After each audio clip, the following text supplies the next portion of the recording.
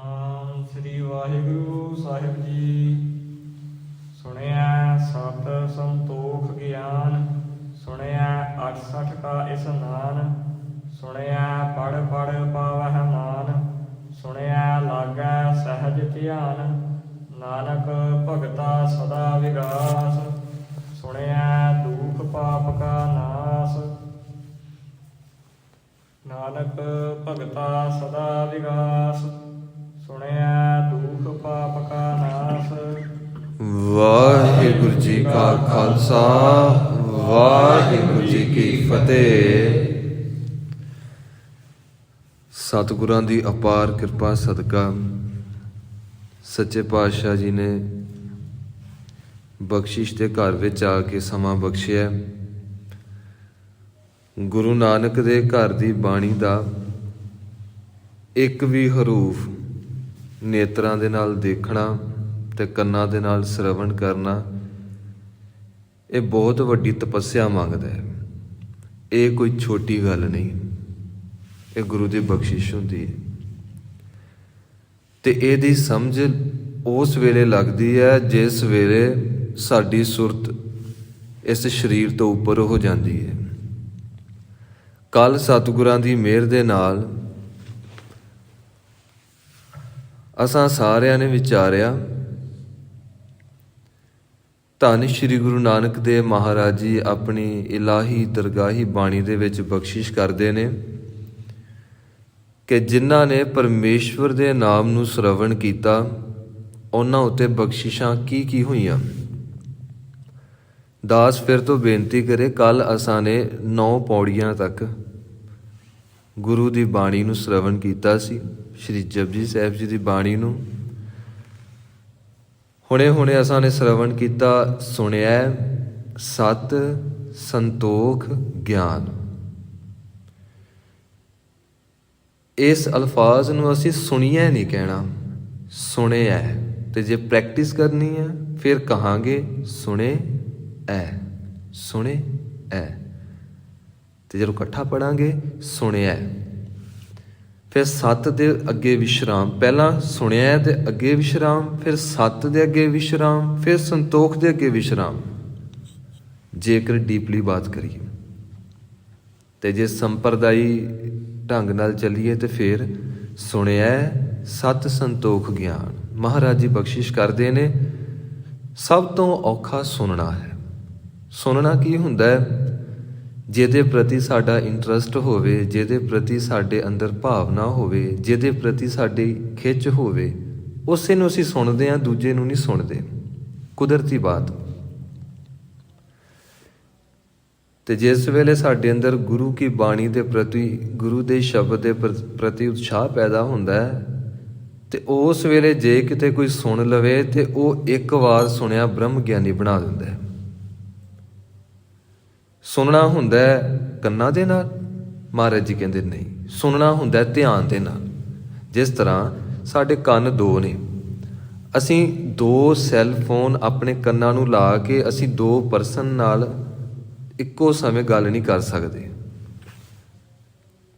ਤੇ ਕੋਈ ਕਹਿ ਦੇਵੇ ਕਿ ਕੰਨ ਤੁਹਾਡੇ 2 ਨੇ ਤੇ ਤੁਸੀਂ ਕਿਉਂ ਨਹੀਂ ਗੱਲ ਕਰ ਸਕਦੇ, ਤੇ ਫਿਰ ਕਹਿਣਾ ਪੈਂਦਾ ਕੰਨ ਭਾਵੇਂ 2 ਪਰ ਧਿਆਨ ਇੱਕ ਆ। ਤੇ ਸੁਣਨਾ ਕਿੰਨੇ ਆ? ਕੰਨਾਂ ਨੇ? ਨਹੀਂ, ਧਿਆਨ ਨੇ। ਹੁਣ ਅਸੀਂ ਕਹੀਏ ਕਿ ਸਾਡੀਆਂ ਅੱਖਾਂ 2 ਨੇ, ਇੱਕ ਅੱਖ ਖੱਬੇ ਪਾਸੇ ਦੇਖੇ, ਇੱਕ ਅੱਖ ਸੱਜੇ ਪਾਸੇ ਦੇਖੇ, ਤੇ ਕਹਿਣ ਲੱਗੇ ਨਹੀਂ, ਅੱਖਾਂ ਭਾਵੇਂ 2 ਨੇ ਪਰ ਧਿਆਨ ਇੱਕ ਆ। ਇਸੇ ਤਰ੍ਹਾਂ ਅਸੀਂ ਇੰਜ ਨਹੀਂ ਸੋਚ ਸਕਦੇ ਕਿ ਇੱਕ ਲੱਤ ਇੱਕ ਪਾਸੇ ਚੱਲੇ, ਦੂਸਰੀ ਲੱਤ ਦੂਸਰੇ ਪਾਸੇ ਚੱਲੇ। ਨਹੀਂ, ਲੱਤਾਂ ਭਾਵੇਂ 2 ਨੇ ਪਰ ਕਹਿੰਦੇ ਨੇ ਜੋ ਧਿਆਨ ਹੈ, ਜੋ ਸ਼ਕਤੀ ਹੈ, ਜੋ ਐਨਰਜੀ ਹੈ, ਉਹ ਇੱਕ ਹੈ। ਇਸ ਕਰਕੇ ਸੱਚੇ ਪਾਤਸ਼ਾਹ ਜੀ ਨੇ ਬਾਣੀ ਦੇ ਵਿੱਚ ਬਖਸ਼ਿਸ਼ ਕੀਤੀ, ਹੇ ਪ੍ਰਭੂ ਹੁਣ ਮੈਨੂੰ ਸੁਣਨ ਦਾ ਚਾਉ ਪੈਦਾ ਹੋਇਆ ਤੇ ਹੁਣ ਮੇਰੇ ਤੇ ਕਿਰਪਾ ਕਰ ਦਾਤਿਆ, ਮੇਰੇ ਤੇ ਬਖਸ਼ਿਸ਼ ਕਰ। ਮੇਰੀ ਇੱਕ ਅਰਦਾਸ ਹੈ। ਕੀ ਅਰਦਾਸ? ਸੂਹੀ ਮਹੱਲਾ 5ਵਾਂ। ਸੱਚੇ ਪਾਤਸ਼ਾਹ ਬਖਸ਼ਿਸ਼ ਕਰਦੇ ਆ, ਕੋਟ ਕਰਨ ਮੈਨੂੰ ਇੱਕ ਹੁਣ ਕੰਨ ਦੇ ਨਾਲ ਸੰਤੋਖ ਨਹੀਂ, ਸਬਰ ਨਹੀਂ, ਮੇਰੀ ਤ੍ਰਿਪਤੀ ਨਹੀਂ ਹੁੰਦੀ। ਮੈਨੂੰ ਕਿੰਨੇ ਕੰਨ ਚਾਹੀਦੇ ਨੇ? ਕਰੋੜਾਂ ਕੰਨ। ਕੋਟ ਕਰਨ, ਤੇ ਜੋ ਕੋਟ ਸ਼ਬਦ ਹੈ ਇਹ ਹੈ ਬਹੁ ਗਿਣਤੀ। ਇਹਦਾ ਅਰਥ ਹੈ 99 ਕਰੋੜ, 99 ਲੱਖ, 99,999। ਇੰਨੇ ਤਾਂ ਸਾਡੇ ਸਰੀਰ ਦੇ ਰੋਮ ਵੀ ਹੈ ਨਹੀਂ। ਸਾਡੇ ਸਰੀਰ ਉੱਤੇ ਜਿਹੜੇ ਰੋਮ ਨੇ ਅੰਦਰ ਤੇ ਬਾਹਰ, ਉਹ ਨੇ 3.5 ਕਰੋੜ। ਪਰ ਸੱਚੇ ਪਾਤਸ਼ਾਹ ਜੀ ਕਹਿ ਰਹੇ ਕੋਟ ਕਰਨ, ਮੈਨੂੰ ਕਰੋੜਾਂ ਕੰਨ ਦੇ। ਤੇ ਜੇ ਕਹਿ ਰਹੇ ਨੇ ਇਹਦਾ ਮਤਲਬ ਇਹ ਹੈ ਕਿ ਵਾਕਈ ਉਹ ਪਰਮੇਸ਼ਵਰ ਸਾਨੂੰ ਦੇ ਸਕਦਾ। ਗੁਰਬਾਣੀ ਦੇ ਵਿੱਚ ਇੱਕ ਅੱਖਰ ਵੀ ਕੋਈ ਖਿਆਲੀ ਪਲਾਓ ਜਾਂ ਫਿਰ ਕੋਈ ਐਗਜ਼ਾਮਪਲ, ਜਾਂ ਫਿਰ ਅਸੀਂ ਇਹ ਕਹੀਏ ਕਿ ਜਿਵੇਂ ਕਾਵ ਰਚਨਾ ਹੁੰਦੀ ਆ ਉਸ ਤਰ੍ਹਾਂ ਅਸੀਂ ਸੋਚੀਏ, ਨਹੀਂ, ਇਸ ਤਰ੍ਹਾਂ ਬਿਲਕੁਲ ਨਹੀਂ। ਇੱਕ ਇੱਕ ਹਰੂਫ ਸੱਚ ਆ, ਦਰਗਾਹ ਤੋਂ ਆਇਆ ਹੈ, ਸੱਚਖੰਡ ਤੋਂ ਆਇਆ, ਧੁਰੋਂ ਆਇਆ। ਮਹਾਰਾਜ ਜੀ ਬਖਸ਼ਿਸ਼ ਕਰਦੇ ਨੇ, ਕੋਟ ਕਰਨ, ਮੈਨੂੰ ਕਰੋੜਾਂ ਕੰਨ ਦੇ। ਕੋਟ ਕਰਨ ਦੀਜਹਿ ਪ੍ਰਭ ਪ੍ਰੀਤਮ, ਹੇ ਮੇਰੇ ਪ੍ਰੀਤਮ ਜੀ, ਹੇ ਪ੍ਰਭੂ ਜੀ, ਮੈਨੂੰ ਕਰੋੜਾਂ ਕੰਨ ਦੇ। ਤੇ ਉਹਨਾਂ ਕੰਨਾਂ ਦੇ ਨਾਲ ਸੁਣਨਾ ਕੀ ਆ? ਗਾਣੇ ਸੁਣਨੇ ਆ, ਲੱਚਰ ਗੀਤ ਸੁਣਨੇ ਆ, ਕਿ ਨਿੰਦਿਆ ਚੁਗਲੀ ਸੁਣਨੀ ਆ? ਇਹਨਾਂ ਕੰਨਾਂ ਦੇ ਨਾਲ ਕੋਈ ਬਿਜ਼ਨਸ ਦੀਆਂ ਬਾਤਾਂ ਸੁਣਨੀਆਂ? ਕਹਿੰਦੇ ਨਹੀਂ, ਹੁਣ ਮੇਰੇ ਕੰਨ ਬਾਹਰ ਮੁਖੀ ਨਹੀਂ ਖੁੱਲ੍ਹਦੇ। ਆਪ ਸਭ ਸੰਗਤਾਂ ਮਹਾਰਾਜ ਜੀ ਦੇ ਪਿਆਰ ਦੇ ਵਿੱਚ ਭਿੱਜ ਕੇ ਮਹਾਰਾਜ ਜੀ ਦੀ ਬੰਦਗੀ ਵਿੱਚ ਜੁੜਦੇ ਹੋ। ਇੱਕ ਕੰਨ ਖੋਲ੍ਹਦੇ ਨੇ ਬਾਹਰ ਵਾਲੇ ਪਾਸੇ, ਇੱਕ ਕੰਨ ਖੋਲ੍ਹਦੇ ਨੇ ਅੰਦਰ ਵਾਲੇ ਪਾਸੇ। ਜਦੋਂ ਅਸੀਂ ਵਾਸ਼ਨਾਗ੍ਰਸਤ ਹੁੰਦੇ ਹਾਂ, ਸਾਡੇ ਕੰਨ ਬਾਹਰ ਵਾਲੇ ਪਾਸੇ ਖੁੱਲ੍ਹਦੇ ਨੇ, ਤੇ ਜਿਸ ਵੇਲੇ ਗੁਰੂ ਦੀ ਬਖਸ਼ਿਸ਼ ਵਰਤਦੀ ਹੈ ਫਿਰ ਕੰਨ ਅੰਤਰਮੁਖੀ ਹੋ ਜਾਂਦੇ ਨੇ। ਫਿਰ ਜੋ ਬਾਹਰ ਦੀਆਂ ਫਾਲਤੂ ਦੀਆਂ ਬਾਤਾਂ ਨੇ ਸਾਡੇ ਕੰਨਾਂ ਵਿੱਚ ਪੈਂਦੀਆਂ ਨੇ, ਸਿਰਫ ਬੁੱਧੀ ਤੱਕ ਜਾਂਦੀਆਂ ਨੇ, ਸਾਡੇ ਮਨ ਦਾ ਹਿੱਸਾ ਨਹੀਂ ਬਣਦੀਆਂ। ਉਹ ਫਿਲਟਰ ਹੋ ਕੇ ਪਿੱਛੇ ਰਹਿ ਜਾਂਦੀਆਂ ਨੇ। ਕਹਿਣ ਦਾ ਅਰਥ ਉਹਦਾ ਅਸਰ ਨਹੀਂ ਹੁੰਦਾ ਉਹਨਾਂ ਚੀਜ਼ਾਂ ਦਾ, ਸਿਰਫ ਗੁਰੂ ਦੇ ਸ਼ਬਦ ਦਾ ਅਸਰ ਹੁੰਦਾ ਹੈ। ਦਾਸ ਬਹੁਤਾ ਵਿਸਥਾਰ ਵਿੱਚ ਨਾ ਜਾਵੇ, ਕਿਉਂਕਿ ਇੱਕ ਇੱਕ ਪੰਕਤੀ ਕਈ ਸਾਲਾਂ ਦੇ ਗਿਆਨ ਨੂੰ ਆਪਣੇ ਅੰਦਰ ਸਮੇਟ ਕੇ ਬੈਠੀ। ਕਈ ਸਾਲ ਤੱਕ, 100 ਸਾਲ ਤੱਕ ਇੱਕ ਪੰਕਤੀ ਦੀ ਵਿਆਖਿਆ ਗੁਰੂ ਦੀ ਬਖਸ਼ਿਸ਼ ਨਾਲ ਹੋ ਸਕਦੀ, ਇੱਕ ਇੱਕ ਪੰਕਤੀ ਦੀ। ਮਹਾਰਾਜ ਜੀ ਬਖਸ਼ਿਸ਼ ਕਰਦੇ ਨੇ, ਕੋਟ ਕਰਨ ਦੀਜੈ ਪ੍ਰਭ ਪ੍ਰੀਤਮ, ਹਰ ਗੁਣ ਸੁਣੀਐ ਹੈ ਅਬਿਨਾਸੀ ਰਾਮ। ਇਹ ਦਾਤਾ ਜੀ, ਮੈਂ ਤੇਰੇ ਗੁਣ ਸੁਣਨੇ ਨੇ। ਇਹ ਸੰਸਾਰ ਦੀਆਂ ਗੱਲਾਂ ਤੇ ਬਹੁਤ ਸੁਣ ਲਈਆਂ, ਅਜੇ ਤੱਕ ਤੇ ਅੰਦਰ ਤ੍ਰਿਪਤੀ ਨਹੀਂ ਹੋਈ। ਤ੍ਰਿਪਤੀ ਹੋਣੀ ਆ ਸਿਰਫ ਪਰਮੇਸ਼ਵਰ ਦੇ ਨਾਮ ਨਾਲ। ਤੇ ਇਕਾਗਰਤਾ ਜਿੰਨੀ ਛੇਤੀ ਗੁਰੂ ਦੇ ਸ਼ਬਦ ਦੇ ਵਿੱਚੋਂ ਪ੍ਰਗਟ ਹੁੰਦੀ ਹੈ, ਇੰਨੀ ਛੇਤੀ ਕਿਸੇ ਵੀ ਚੀਜ਼ ਵਿੱਚੋਂ ਪ੍ਰਗਟ ਨਹੀਂ ਹੋ ਸਕਦੀ। ਸਵਾਲ ਹੀ ਨਹੀਂ ਪੈਦਾ ਹੁੰਦਾ। ਆਪ ਜੀ ਗੁਰਮੰਤਰ ਸਿਰਫ ਹਫਤਾ ਕਰੋ, ਹਫਤਾ ਗੁਰਮੰਤਰ ਕਰੋ ਗੁਰੂ ਮਹਾਰਾਜ ਜੀ ਨੂੰ ਹਾਜ਼ਰ ਨਾਜ਼ਰ ਜਾਣ ਕੇ, ਤੇ ਆਪ ਜੀ ਦੇਖੋਗੇ ਕਿ ਇਕਾਗਰਤਾ ਇਤਨੀ ਜਲਦੀ ਵੱਧ ਗਈ। ਇਹ ਕਿਵੇਂ ਹੋ ਗਿਆ? ਡਿਪਰੈਸ਼ਨ ਦਾ ਸਵਾਲ ਹੀ ਨਹੀਂ ਪੈਦਾ ਹੁੰਦਾ। ਡਿਪਰੈਸ਼ਨ ਕਿਵੇਂ ਹੋ ਜਾਏਗਾ? ਬਿਮਾਰੀਆਂ ਆ ਹੀ ਨਹੀਂ ਸਕਦੀਆਂ ਨੇੜੇ। ਮਹਾਰਾਜ ਜੀ ਕਹਿੰਦੇ ਨੇ, ਤੈਨੂੰ ਸੁਣਨਾ ਨਹੀਂ ਆਉਂਦਾ। ਜੇ ਸੁਣਨਾ ਆਉਂਦਾ ਹੁੰਦਾ ਤੇ ਫਿਰ ਪਤਾ ਕੀ ਹੋਣਾ ਸੀ? ਸੁਣਿਆ ਸਤ ਸੰਤੋਖ ਗਿਆਨ। ਜਿਸ ਵੇਲੇ ਤੂੰ ਪਰਮੇਸ਼ਵਰ ਦੇ ਨਾਮ ਦੇ ਵਿੱਚ ਕਿਤੇ ਜੁੜ ਜਾਵੇਂ, ਕਿਤੇ ਸੁਣ ਲਵੇਂ, ਤੇ ਫਿਰ ਤੇਰੇ ਅੰਦਰ ਪਰਮੇਸ਼ਵਰ ਨੇ ਦਾਨੀ ਬਿਰਤੀ ਪੈਦਾ ਕਰ ਦੇਣੀ ਸੀ। ਭਾਵੇਂ ਤੇਰੇ ਹੱਥ ਵਿੱਚ ਪੈਸਾ ਨਹੀਂ, ਭਾਵੇਂ ਤੇਰੇ ਹੱਥ ਵਿੱਚ ਕੁਝ ਵੀ ਨਹੀਂ, ਪਰ ਤੇਰੇ ਅੰਦਰ ਭਾਵਨਾ ਤੇ ਹੋਏਗੀ ਨਾ। ਕਿਹੜੀ ਭਾਵਨਾ? ਤੇਰੇ ਭਾਣੇ ਸਰਬੱਤ ਦਾ ਭਲਾ। ਸੁਣਿਆ ਸਤ ਸੰਤੋਖ ਗਿਆਨ। ਸਿਰਫ ਪਰਮੇਸ਼ਵਰ ਦਾ ਨਾਮ ਸੁਣਨ ਦੇ ਨਾਲ ਹੀ, ਗੁਰੂ ਦੀ ਬਾਣੀ ਸੁਣਨ ਦੇ ਨਾਲ ਹੀ, ਵਾਹਿਗੁਰੂ ਗੁਰਮੰਤਰ ਜਪਣ ਤੇ ਸੁਣਨ ਦੇ ਨਾਲ ਹੀ ਤੇਰੇ ਅੰਦਰ ਦਾਨੀ ਬਿਰਤੀ ਪੈਦਾ ਹੋ ਜਾਏਗੀ। ਤੇਰਾ ਸੁਭਾਅ ਪਲਟ ਜਾਏਗਾ, ਤੇਰੇ ਅੰਦਰ ਸੰਤੋਖ ਦਾ ਮਹਾ ਪ੍ਰਕਾਸ਼ ਪ੍ਰਗਟ ਹੋਏਗਾ, ਤੇ ਫਿਰ ਕਹਿੰਦੇ ਨੇ ਗਿਆਨ ਪ੍ਰਗਟ ਹੋਏਗਾ। ਗੁਰਬਾਣੀ ਵਿੱਚ ਜਿੱਥੇ ਵੀ ਗਿਆਨ ਸ਼ਬਦ ਆਉਂਦਾ ਹੈ, ਪ੍ਰਕਰਨ ਦੇ ਅਨੁਸਾਰ ਜਦੋਂ ਵੀ ਬਾਤ ਆਵੇ, ਗੁਰੂ ਦੇ ਸ਼ਬਦ ਵਿੱਚੋਂ ਗਿਆਨ ਪ੍ਰਗਟ ਹੋਇਆ, ਸਤ ਸੰਗਤ ਵਿੱਚੋਂ ਗਿਆਨ ਪ੍ਰਗਟ ਹੋਇਆ, ਗੁਰੂ ਦੀ ਅਸੀਸ ਨਾਲ ਗਿਆਨ ਪ੍ਰਗਟ ਹੋਇਆ, ਉਹ ਸਿਰਫ ਬ੍ਰਹਮ ਗਿਆਨ ਹੈ। ਇਹ ਸੰਸਾਰ ਦਾ ਗਿਆਨ ਨਹੀਂ ਹੈ। ਸੰਸਾਰ ਦਾ ਗਿਆਨ ਤੇ ਅਸੀਂ ਸਾਰੇ ਬੜੇ ਲਈ ਬੈਠੇ ਹਾਂ। ਸਾਡੇ ਕੋਲ ਕੋਈ ਪ੍ਰਾਪਤੀ ਹੋਈ? ਕੋਈ ਪ੍ਰਾਪਤੀ ਨਹੀਂ। ਮਹਾਰਾਜ ਜੀ ਕਹਿੰਦੇ ਨੇ ਅੰਦਰੋਂ ਹੀ ਪ੍ਰਗਟ ਹੋਏਗਾ, ਕਿਉਂਕਿ ਅੰਦਰ ਸਭ ਕੁਝ ਪਿਆ ਹੋਇਆ ਹੈ। ਅੱਗੇ ਮਹਾਰਾਜ ਜੀ ਬਖਸ਼ਿਸ਼ ਕਰਦੇ ਹਨ। ਸੁਣਿਆ 68 ਕਾ ਇਸ ਇਸਨਾਨ। ਮਹਾਰਾਜ ਜੀ ਬਖਸ਼ਿਸ਼ ਕਰਦੇ ਨੇ, ਤੂੰ ਪਰਮੇਸ਼ਵਰ ਦਾ ਨਾਮ ਜਿਸ ਵੇਲੇ ਅੰਦਰੋਂ ਸੁਣਿਆ, ਫਿਰ ਅੱਗੇ ਅਲਫਾਜ਼ ਹੈ 860, 860 ਭਾਵ ਕਿ 68, ਤੇ ਇਹਦਾ ਜੋ ਉਚਾਰਨ ਹੈ ਠੱਠਾ ਪ੍ਰੋਮੀਨੈਂਟ ਹੋਣਾ ਚਾਹੀਦਾ। ਜੋ ਠੱਠਾ ਹੈ ਇਸ ਨੂੰ ਕਲੀਅਰਲੀ ਅਸੀਂ ਬੋਲੀਏ ਤੇ ਫੇਰ ਹੀ ਜਾ ਕੇ ਸ਼ਬਦ ਕਲੀਅਰ ਹੋਏਗਾ। ਅਸੀਂ ਜੇ ਇਹ ਕਹਾਂਗੇ ਸੁਣਿਆ 68 ਕਾ ਇਸਨਾਨ, ਇਹ ਕਲੀਅਰ ਨਹੀਂ ਹੋਇਆ। ਇਹਦਾ ਅਰਥ ਹੈ 68। ਅਸੀਂ ਪੜਾਂਗੇ ਸੁਣਿਆ 860, 860। ਜਦੋਂ ਪ੍ਰੈਕਟਿਸ ਕਰਨੀ ਉਦੋਂ ਆਪਾਂ ਕਹਿ ਸਕਦੇ ਹਾਂ ਸੁਣਿਆ 860। ਐੜੇ ਉੱਤੇ ਵੀ ਅਧਕ ਪਏਗਾ, ਸੱਸੇ ਉੱਤੇ ਵੀ ਅਧਕ ਪਏਗਾ। 8 ਵੱਖਰਾ ਕਰ ਦਿਓ, 60 ਵੱਖਰਾ ਕਰ ਦਿਓ। ਪਰ ਜਦੋਂ ਆਪਾਂ ਪੜ੍ਹਨਾ ਆ ਫਿਰ ਇਹਨਾਂ ਦੋਵਾਂ ਨੂੰ, ਦੋਵੇਂ ਹਰੂਫਾਂ ਨੂੰ ਅਸੀਂ ਇੱਕ ਕਰ ਦੇਣਾ। ਸੁਣਿਆ 860 ਕਾ ਇਸਨਾਨ। ਪਰਮੇਸ਼ਵਰ ਦਾ ਨਾਮ ਸੁਣਨ ਦੇ ਨਾਲ ਹੀ 68 ਤੀਰਥਾਂ ਦੇ ਇਸ਼ਨਾਨ ਦਾ ਫਲ ਮਿਲ ਜਾਂਦਾ ਹੈ। ਤੇ ਅਸੀਂ ਕਹਾਂਗੇ ਗੁਰਬੰਥ ਵਿੱਚ ਤੇ ਕਈ ਥਾਂ ਦੇ ਉੱਤੇ ਤੀਰਥਾਂ ਨੂੰ ਭੰਨਿਆ ਗਿਆ ਹੈ, ਤੀਰਥਾਂ ਦਾ ਖੰਡਨ ਕੀਤਾ ਗਿਆ ਹੈ, ਪਰ ਇਸ ਸ਼ਬਦ ਵੱਲ ਧਿਆਨ ਨਾਲ ਦੇਖਾਂਗੇ ਮਹਾਰਾਜ ਜੀ ਨੇ ਬਚਨ ਕੀਤਾ ਕਿ ਲੋਕ ਮੰਨਦੇ ਨੇ ਕਿ ਜੋ 68 ਤੀਰਥਾਂ ਦਾ ਇਸ਼ਨਾਨ ਹੈ ਕੋਈ ਕਰ ਲਵੇ ਉਹਦੇ ਪਾਪ ਖਤਮ ਹੋ ਜਾਂਦੇ ਨੇ। ਇਸ਼ਾਰਾ ਇਹ ਹੈ ਕਿ ਤੇਰੇ ਪਾਪ ਖਤਮ ਹੋ ਜਾਣਗੇ। 68 ਤੀਰਥਾਂ ਦਾ ਇਸ਼ਨਾਨ ਦਾ ਫਲ ਤੈਨੂੰ ਘਰੇ ਮਿਲੇਗਾ ਜਿਸ ਵੇਲੇ ਤੂੰ ਇੱਕ ਵਾਰ ਗੁਰੂ ਦੇ ਸ਼ਬਦ ਨੂੰ ਅੰਦਰੋਂ ਸੁਣ ਲਿਆ। ਬਾਹਰੋਂ ਸੁਣ ਕੇ ਅੰਦਰ ਇਕਾਗਰਤਾ ਬਣ ਗਈ ਉਦੋਂ। ਤੇ ਅੰਮ੍ਰਿਤਮਈ ਗੁਰਬਾਣੀ ਵਿੱਚ ਭਗਤ ਕਬੀਰ ਸਾਹਿਬ ਜੀ ਕਹਿੰਦੇ ਨੇ, ਕਹੈ ਕਬੀਰ ਹਉ ਭਇਆ ਉਦਾਸ, ਤੀਰਥ ਵੱਡਾ ਕਿ ਹਰ ਕਾ ਦਾਸ। ਮਹਾਪੁਰਸ਼ ਵੱਡੇ ਨੇ ਕਿ ਜਾਂ ਫਿਰ ਤੀਰਥ ਵੱਡੇ ਨੇ? ਤੀਰਥਾਂ ਨੇ ਮਹਾਪੁਰਸ਼ਾਂ ਨੂੰ ਜਨਮ ਨਹੀਂ ਦਿੱਤਾ, ਮਹਾਪੁਰਸ਼ਾਂ ਨੇ ਤੀਰਥਾਂ ਨੂੰ ਜਨਮ ਦਿੱਤਾ। ਤੇ ਕਬੀਰ ਸਾਹਿਬ ਕਹਿ ਰਹੇ ਨੇ ਕਿ ਜਿੰਨੇ ਵੀ 68 ਤੀਰਥ ਨੇ ਉਹਨਾਂ ਨੂੰ ਪੈਦਾ ਕਰਨ ਵਾਲੇ ਦੇਵੀ ਦੇਵਤੇ ਮਹਾਪੁਰਸ਼ ਹੀ ਹੋਏ ਨੇ। ਇਸ ਕਰਕੇ ਜੇ ਤੁਰਦਾ ਫਿਰਦਾ ਕੋਈ ਤੀਰਥ ਦੇਖਣਾ ਤੇ ਉਹ ਮਹਾਪੁਰਸ਼ ਹੁੰਦੇ ਨੇ। ਇੱਥੋਂ ਤੱਕ ਲਿਖਿਆ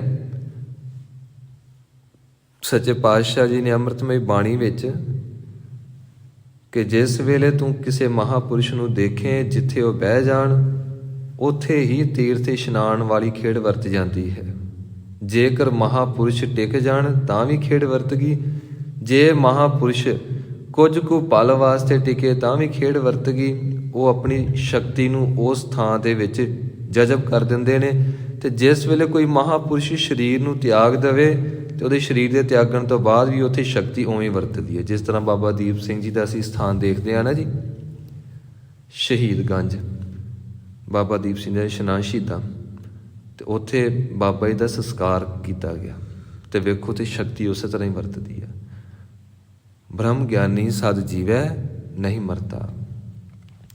ਇਸ ਕਰਕੇ ਮਹਾਪੁਰਸ਼ ਵੱਡੇ ਨੇ ਜਿਨ੍ਹਾਂ ਕਰਕੇ 68 ਤੀਰਥਾਂ ਦਾ ਜਨਮ ਹੋਇਆ, ਨਾ ਕਿ ਤੀਰਥ ਵੱਡੇ ਨੇ। ਸੱਚੇ ਪਾਤਸ਼ਾਹ ਜੀ ਨੇ ਬਚਨ ਕੀਤਾ ਇਸ਼ਨਾਨ ਅੰਦਰੋਂ ਹੀ ਹੋਏਗਾ। ਤੇ ਉਹ ਜੋ ਇਸ਼ਨਾਨ ਹੁੰਦਾ ਹੈ ਉਹ ਬੜਾ ਨੂਰਾਨੀ, ਰੂਹਾਨੀ ਤੇ ਇਲਾਹੀ ਹੁੰਦਾ ਹੈ। ਉਹਦੀ ਵਿਆਖਿਆ ਨਹੀਂ ਹੋ ਸਕਦੀ। ਤੇ ਜੇਕਰ ਬੋਲਿਆ ਜਾਵੇ ਤੇ ਇੰਜ ਲੱਗਦਾ ਹੈ ਕਿ ਝੂਠ ਜਿਹਾ ਬੋਲਿਆ ਗਿਆ। ਉਹ ਸਹੀ ਢੰਗ ਦੇ ਨਾਲ ਐਗਜ਼ਾਮਪਲ ਸੈੱਟ ਨਹੀਂ ਹੋਈ, ਸਹੀ ਢੰਗ ਦੇ ਨਾਲ ਐਕਸਪਲੇਨੇਸ਼ਨ ਨਹੀਂ ਹੋਈ। ਸੱਚੇ ਪਾਤਸ਼ਾਹ ਜੀ ਨੇ ਬਚਨ ਕੀਤਾ, ਤੂੰ ਬਸ ਧਿਆਨ ਨਾਲ ਸ਼ਰਵਣ ਕਰ ਗੁਰੂ ਦੇ ਸ਼ਬਦ ਨੂੰ, ਅੰਦਰ ਤੇਰੇ ਮੈਲ ਉਤਰੇਗੀ ਹੀ ਉਤਰੇਗੀ। ਜਿਸ ਤਰ੍ਹਾਂ ਅਸੀਂ ਸੌਖੇ ਢੰਗ ਨਾਲ ਸਮਝ ਲਈਏ, 3 ਤਰ੍ਹਾਂ ਦੇ ਐਨਸਥੀਸੀਆ ਹੁੰਦੇ ਨੇ। ਐਨਸਥੀਸੀਆ ਮਤਲਬ ਸੁੰਨ ਕਰਨ ਵਾਲੇ ਇੰਜੈਕਸ਼ਨ। ਇੱਕ ਹੁੰਦਾ ਹੈ ਲੋਕਲ, ਜਦੋਂ ਸਾਡੇ ਦੰਦ ਦਾ ਕੋਈ ਵਰਕ ਹੋਵੇ ਨਾ, ਦਾੜ ਕੱਢਣੀ ਆ ਤੇ ਇੰਜੈਕਸ਼ਨ ਲਾਇਆ ਜਾਂਦਾ, ਉਹਨੂੰ ਕਹਿੰਦੇ ਨੇ ਲੋਕਲ, ਲੋਕਲ ਐਨਸਥੀਸੀਆ। ਫਿਰ ਦੂਸਰਾ ਹੁੰਦਾ ਆ ਜਨਰਲ, ਜਨਰਲ ਐਨਸਥੀਸੀਆ। ਫਿਰ ਤੀਸਰਾ ਹੁੰਦਾ ਆ ਸਪਾਈਨਲ ਐਨਸਥੀਸੀਆ, ਰੀੜ੍ਹ ਦੀ ਹੱਡੀ 'ਚ ਲੱਗਦਾ, ਜਿਹੜੇ ਜਿਸ ਵੇਲੇ ਸਿਜ਼ੇਰੀਅਨ ਕਰਨਾ ਹੋਵੇ ਕਿਸੇ ਬੱਚੀ ਦਾ, ਤੇ ਜਿਹੜਾ ਉਹ ਹਾਈ ਲੈਵਲ ਦਾ ਐਨਸਥੀਸੀਆ ਆ। ਇਸੇ ਤਰ੍ਹਾਂ ਹੀ ਜੇਕਰ ਦੰਦਾਂ ਦੇ ਵਿੱਚ ਇੰਜੈਕਸ਼ਨ ਲੱਗਾ, ਉਹਦਾ ਅਸਰ ਥੋੜ੍ਹੇ ਸਮੇਂ ਲਈ ਹੁੰਦਾ ਹੈ। ਉਸ ਤੋਂ ਵੱਧ ਹੁੰਦਾ ਵਾ ਜਨਰਲ ਦਾ, ਤੇ ਸਭ ਤੋਂ ਵੱਧ ਹੁੰਦਾ ਆ ਸਪਾਈਨਲ ਦਾ। ਸਪਾਈਨਲ ਕੋਡ ਦੇ ਵਿੱਚ ਜਿਸ ਵੇਲੇ ਐਨਸਥੀਸੀਆ, ਉਹ ਇੰਜੈਕਟ ਕਰਦੇ ਆ। ਤੇ ਭਾਵੇਂ ਸਾਡੀ ਸੁਰਤ ਅਜੇ 100% ਇਕਾਗਰ ਨਹੀਂ ਹੋਈ, ਜੇ ਥੋੜ੍ਹੀ ਜਿਹੀ ਵੀ ਹੋਈ ਆ, ਜੇ ਇੰਜੈਕਸ਼ਨ ਸੁੰਨ ਕਰ ਸਕਦਾ ਹੈ ਲੋਕਲ, ਤੇ ਫਿਰ ਦਾੜ ਕੱਢੀ ਜਾ ਸਕਦੀ ਆ। ਇਹ ਤਾਂ ਰੱਬੀ ਬਾਣੀ, ਦਰਗਾਹ ਹੀ ਬਾਣੀ ਆ। ਤੇ ਕੋਈ ਵਾਹਿਗੁਰੂ ਕਵੇ ਤੇ ਅੰਦਰ ਮੈਲ ਨਾ ਧੁੱਪੇ, ਤਾਂ ਹੋ ਹੀ ਨਹੀਂ ਸਕਦਾ, ਕਿਉਂਕਿ ਸਾਡੇ ਗੁਰੂ ਨੇ ਹੁਕਮ ਕੀਤਾ ਹੈ, ਵਾਹੋ ਵਾਹੋ ਬਾਣੀ ਨਿਰੰਕਾਰ ਹੈ। ਇਹ ਤਾਂ ਨਿਰੰਕਾਰ ਹੈ। ਤੁਸੀਂ ਸੁਣ ਲਿਆ, ਅੰਦਰੋਂ ਬਖਸ਼ਿਸ਼ ਵਰਤਣੀ ਸ਼ੁਰੂ ਹੋ ਜਾਣੀ ਹੈ। ਤੇ ਜਿਹੜਾ 100% ਇਕਾਗਰਤਾ ਦੀ ਗੱਲ ਕਰੀਏ, ਉਹ ਤਾਂ ਫਿਰ ਖੇਡ ਹੋਰ ਬਣ ਜਾਂਦੀ ਹੈ ਨਾ। ਤੇ ਜੇ ਅਸੀਂ ਕਹੀਏ ਸਿੱਧਾ 100% ਹੀ ਮਿਲੇ, ਨਹੀਂ। ਭਾਵੇਂ ਲੱਖਾਂ ਮੀਲ ਦੀ ਸ਼ੁਰੂਆਤ ਕਰਨੀ ਹੋਵੇ, ਪਹਿਲੇ ਕਦਮ ਤੋਂ ਹੀ ਹੁੰਦੀ ਆ, ਪਹਿਲੇ ਕਦਮ ਤੋਂ ਹੀ। ਤੇ ਉਹ ਜੋ ਲੱਖਾਂ ਮੀਲ ਸਰ ਹੋ ਜਾਂਦੇ ਨੇ, ਉਹ ਵੀ ਪਹਿਲਾ ਕਦਮ ਹੀ ਹੁੰਦਾ। ਅਸੀਂ ਇੱਕ ਸਟੈਪ ਪੁੱਟਦੇ ਹਾਂ ਤੇ ਅਗਲਾ ਸਟੈਪ ਨੂੰ ਅਸੀਂ ਅਗਲਾ ਸਟੈਪ ਕਹਿੰਦੇ ਹਾਂ, ਪਰ ਗੁਰਮਤਿ ਕਹਿੰਦੀ ਨਹੀਂ, ਉਹ ਪਹਿਲਾ ਸਟੈਪ ਹੀ ਆ। ਤੇਰੇ ਕੋਲ ਸਟੈਪ ਪਹਿਲਾ ਹੀ ਆ, ਤੇਰੇ ਕੋਲ ਸਵਾਸ ਇੱਕ ਹੀ ਆ। ਗੁਰਬਾਣੀ 'ਚ ਕਿਤੇ ਤੁਸੀਂ ਇਹ ਨਹੀਂ ਦੇਖੋਗੇ ਕਿ 24,000 ਮਹਾਰਾਜ ਜੀ ਨੇ ਕਿਹਾ ਕਿ ਤੈਨੂੰ 24,000 ਸਵਾਸ ਦਿੱਤੇ, ਜਾਂ ਫਿਰ ਤੈਨੂੰ 20 ਟ੍ਰਿਲੀਅਨ ਸਵਾਸ ਦਿੱਤੇ, ਜਾਂ ਫਿਰ ਤੈਨੂੰ ਇਹ ਦਿੱਤਾ। ਮਹਾਰਾਜ ਕਹਿੰਦੇ ਨੇ ਇੱਕ ਹੀ ਸਵਾਸ ਆ। ਜੇ ਤੇਰੇ ਕੋਲ ਸਵਾਸ ਇੱਕ ਹੈ, ਕਦਮ ਵੀ ਇੱਕ ਹੀ ਆ। ਮਹਾਰਾਜ ਜੀ ਬਚਨ ਕਰਦੇ ਨੇ, ਜਿਸ ਵੇਲੇ ਤੂੰ ਸੁਣ ਲਿਆ ਪਰਮੇਸ਼ਵਰ ਦਾ ਨਾਮ, ਤੇ ਫਿਰ 68 ਤੀਰਥਾਂ ਦਾ ਇਸ਼ਨਾਨ ਦਾ ਫਲ ਮਿਲ ਜਾਏਗਾ। ਭਾਵ ਕਿ ਤੇਰੇ ਅੰਦਰ ਜਿੰਨੀ ਵੀ ਮੈਲ ਆ, ਸਾਰੀ ਦੀ ਸਾਰੀ ਖਤਮ ਹੋ ਜਾਏਗੀ।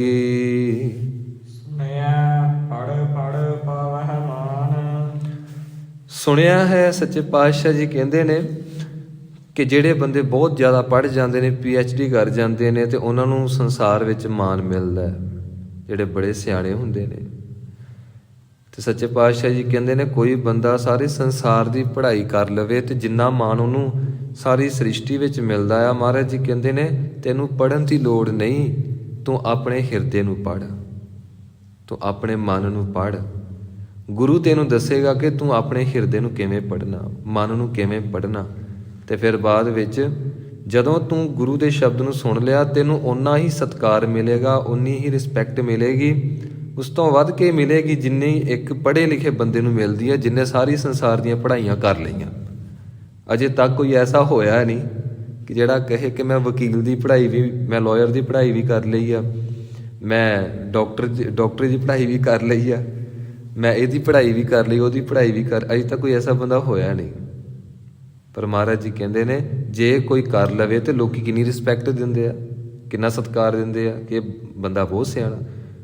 ਸੱਚੇ ਪਾਤਸ਼ਾਹ ਜੀ ਬਚਨ ਕਰਦੇ ਨੇ ਕਿ ਭਾਈ ਤੈਨੂੰ ਇਹ ਰਿਸਪੈਕਟ ਐਵੇਂ ਹੀ ਮਿਲ ਜਾਏਗੀ, ਬਸ ਤੂੰ ਇੱਕ ਵਾਰ ਪਰਮੇਸ਼ਵਰ ਦੇ ਨਾਮ ਨੂੰ ਅੰਦਰੋਂ ਸ਼ਰਵਣ ਕਰ।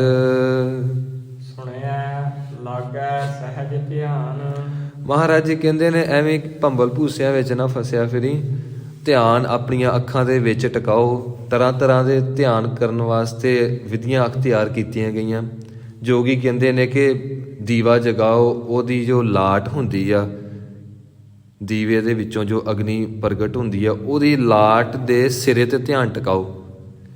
ਨਾਥ ਕਹਿੰਦੇ ਨੇ, ਜੋ ਲਾਟ ਹੈ ਉਹਦੇ ਵਿੱਚ ਇੱਕ ਕਾਲਾ ਜਿਹਾ ਪੁਆਇੰਟ ਹੁੰਦਾ ਆ, ਉਹਦੇ ਵਿੱਚ ਧਿਆਨ ਟਿਕਾਓ। ਕੋਈ ਕਹਿੰਦਾ ਆ ਕਿ ਆਪਣੇ ਨੱਕ ਦੀ ਕਰੂੰਬਲੀ ਤੇ ਧਿਆਨ ਟਿਕਾਓ, ਕੋਈ ਕਹਿੰਦਾ ਆ ਕਿ ਆਪਣੇ ਸਵਾਸਾਂ ਤੇ ਧਿਆਨ ਟਿਕਾਓ। ਤਕਰੀਬਨ 177 ਵਿਧੀਆਂ ਨੇ ਧਿਆਨ ਟਿਕਾਉਣ ਦੀਆਂ। ਵੱਖ-ਵੱਖ ਬੰਦਿਆਂ ਨੇ ਆਪਣੇ ਆਪਣੇ ਹਿਸਾਬ ਨਾਲ ਸਾਰੇ ਸੰਸਾਰ ਵਿੱਚ ਰੱਖਿਆ। ਮਹਾਰਾਜ ਜੀ ਕਹਿੰਦੇ ਨੇ, ਕਿਹੜੇ ਪਾਸੇ ਹੋਵੇਗਾ, ਕਿੱਥੇ ਨੱਕ ਦੀਆਂ ਕਰੂੰਬਲੀਆਂ ਨੂੰ ਦੇਖਦਾ ਫਿਰੇਗਾ, ਕਿੱਥੇ ਤੂੰ ਦੀਵੇ ਜਗਾਉਂਦਾ ਫਿਰੇਗਾ। ਛੱਡ, ਤੂੰ ਬਸ ਗੁਰੂ ਕੇ ਸ਼ਬਦ ਦੇ ਵਿੱਚ ਧਿਆਨ ਜੋੜ, ਇਹ ਸੁਤੇ ਸਿੱਧ ਵਰਤ ਜਾਏਗਾ। ਇਹ ਗੱਲ ਮੰਨਣਯੋਗ ਹੈ ਕਿ ਇਹ ਕੰਮ ਹੋ ਸਕਦਾ ਸੀ ਕਿ ਨਹੀਂ ਹੋ ਸਕਦਾ ਸੀ, ਪਰ ਗੁਰੂ ਨੇ ਕਹਿ ਦਿੱਤਾ। ਇਹਦਾ ਅਰਥ ਇਹ ਹੈ ਕਿ ਗੁਰੂ ਨੇ ਸਾਡੇ ਅੰਦਰ ਸ਼ਕਤੀ ਵਰਤਾ ਦਿੱਤੀ, ਅਸੀਂ ਸੁਣਨਾ ਹੀ ਹੈ। ਸੁਣਿਆ ਤੇ ਖੇਡ ਵਰਤ ਜਾਣੀ। ਜੇ ਗੁਰੂ ਨਾ ਕਹਿੰਦਾ, ਧੰਨ ਗੁਰੂ ਨਾਨਕ ਦੇਵ ਪਾਤਸ਼ਾਹ ਜੀ ਨਾ ਕਹਿੰਦੇ, ਫਿਰ ਅਸੀਂ ਯਕੀਨ ਨਹੀਂ ਸੀ ਕਰ ਸਕਦੇ। ਫਿਰ ਅਸੀਂ ਕਹਿਣਾ ਸੀ 177 ਵਿਧੀਆਂ ਠੀਕ ਆ, ਚੱਕੋ ਦੀਵੇ, ਲਾਓ ਅੱਗ, ਕਰੂੰਬਲੀਆਂ ਵੇਖਦੇ ਫਿਰੋ, ਲਾਟ ਦੀਆਂ ਕਰੂੰਬਲੀਆਂ, ਉਹਦੇ ਵਿੱਚ ਕਾਲਾ ਪੁਆਇੰਟ ਵੇਖਦੇ ਫਿਰੋ। ਕਹਿੰਦੇ ਨੇ, ਜਦ ਤੇਰੇ ਗੁਰੂ ਨੇ ਕਹਿ ਦਿੱਤਾ ਤੇ ਗੁਰੂ ਦੇ ਹੁਕਮ ਦੇ ਅੱਗੇ ਸਾਰੀ ਸ੍ਰਿਸ਼ਟੀ ਦਾ ਖਾਤਮਾ ਆ, ਗੁਰੂ ਦੇ ਹੁਕਮ ਦੇ ਅੱਗੇ ਤੇਰਾ ਜੀਵਨ ਹੈ ਹੀ ਕੋਈ ਨਹੀਂ, ਤੇਰਾ ਖਿਆਲ ਹੈ ਹੀ ਕੋਈ ਨਹੀਂ। ਗੁਰੂ ਤੱਕ ਹੀ ਤੇਰਾ ਜੀਵਨ ਆ, ਗੁਰੂ ਹੀ ਤੇਰੀ ਮੰਜ਼ਿਲ ਆ। ਮਹਾਰਾਜ ਜੀ ਕਹਿੰਦੇ ਨੇ ਤੇਰਾ ਜੋ ਧਿਆਨ ਹੈ ਸਹਿਜ ਅਵਸਥਾ ਵਿੱਚ ਟਿਕ ਜਾਏਗਾ। ਕਿਉਂ? ਕਿਉਂਕਿ ਧੁਨ ਮਹਿ ਧਿਆਨ, ਧਿਆਨ ਮਹਿ ਜਾਣਿਆ, ਗੁਰਮੁਖ ਅਕਥ ਕਹਾਣੀ। ਕਈਆਂ ਦਾ ਧਿਆਨ ਕਥਾ ਸੁਣ ਸੁਣ ਕੇ ਇਤਨਾ ਕੋਈ ਇਕਾਗਰ ਹੋ ਜਾਂਦਾ ਹੈ ਕਿ ਅੰਦਰ ਖੇਡ ਵਰਤ ਜਾਂਦੀ। ਕਈਆਂ ਦਾ ਕੀਰਤਨ ਸੁਣ ਸੁਣ ਕੇ ਖੇਡ ਵਰਤ ਜਾਂਦੀ। ਕਈਆਂ ਦਾ ਵਾਹਿਗੁਰੂ ਵਾਹਿਗੁਰੂ ਕਰਕੇ ਖੇਡ ਵਰਤ ਜਾਂਦੀ। ਇਹ ਗੁਰੂ ਦੀ ਬਖਸ਼ਿਸ਼ ਆ। ਗੁਰੂ ਨੇ ਕਿਹੜੇ ਵੇਲੇ ਕਿਸ ਢੰਗ ਨਾਲ ਵਰਤਾਉਣੀ ਆ ਇਹ ਗੁਰੂ ਮਹਾਰਾਜ ਜੀ ਜਾਣਦੇ ਨੇ। ਪਰ ਗੁਰੂ ਦੇ ਨਾਲ ਜੁੜੀ ਹੋਈ ਕੋਈ ਵੀ ਐਕਟੀਵਿਟੀ ਜਿਸ ਵੇਲੇ ਅਸੀਂ ਕਰਦੇ ਹਾਂ ਉਹ ਖੇਡ ਵਰਤਦੀ ਹੀ ਵਰਤਦੀ ਆ। ਭਰੋਸਾ ਇੰਨਾ ਹੋਣਾ ਚਾਹੀਦਾ।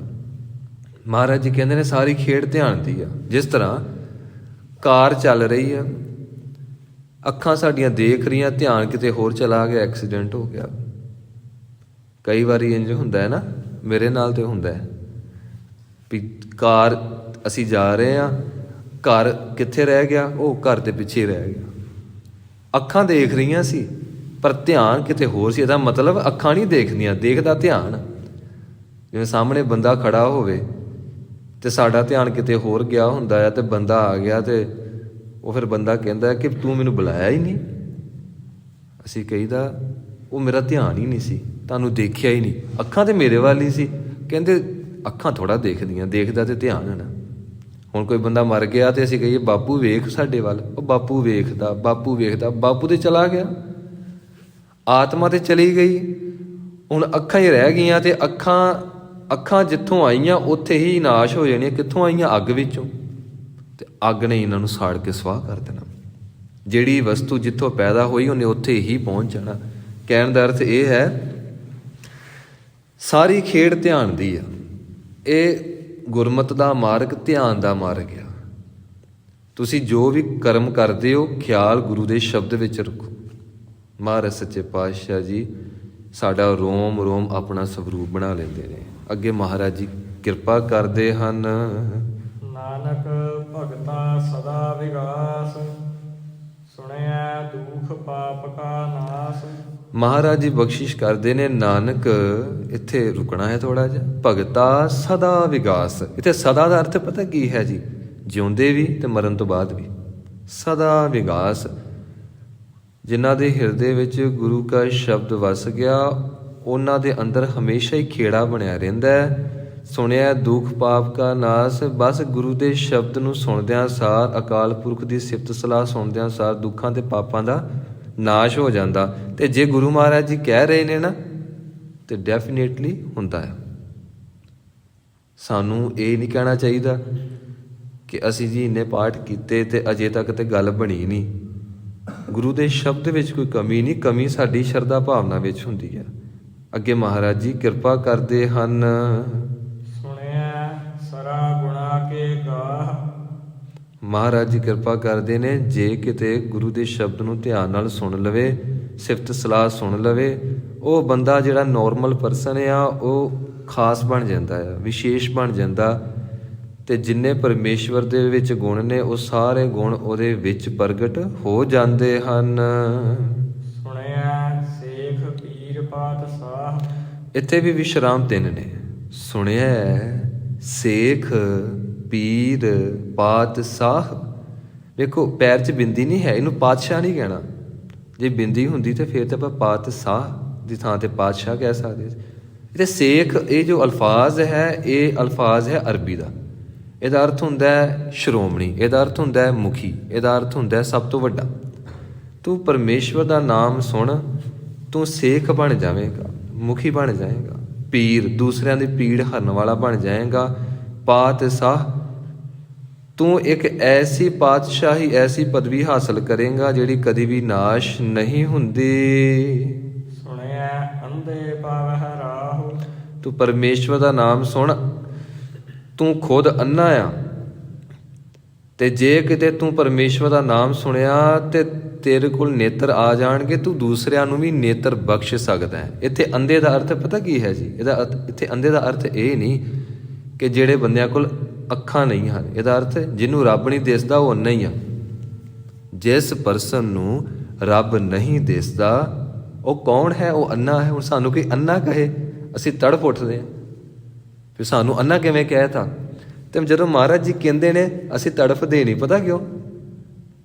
ਕਿਉਂਕਿ ਸਾਨੂੰ ਪਤਾ ਹੀ ਨਹੀਂ ਲੱਗਦਾ ਮਹਾਰਾਜ ਕਹੀ ਕੀ ਜਾਂਦੇ ਆ। ਸਾਨੂੰ ਤਾਂ ਪਤਾ ਹੀ ਨਹੀਂ ਨਾ।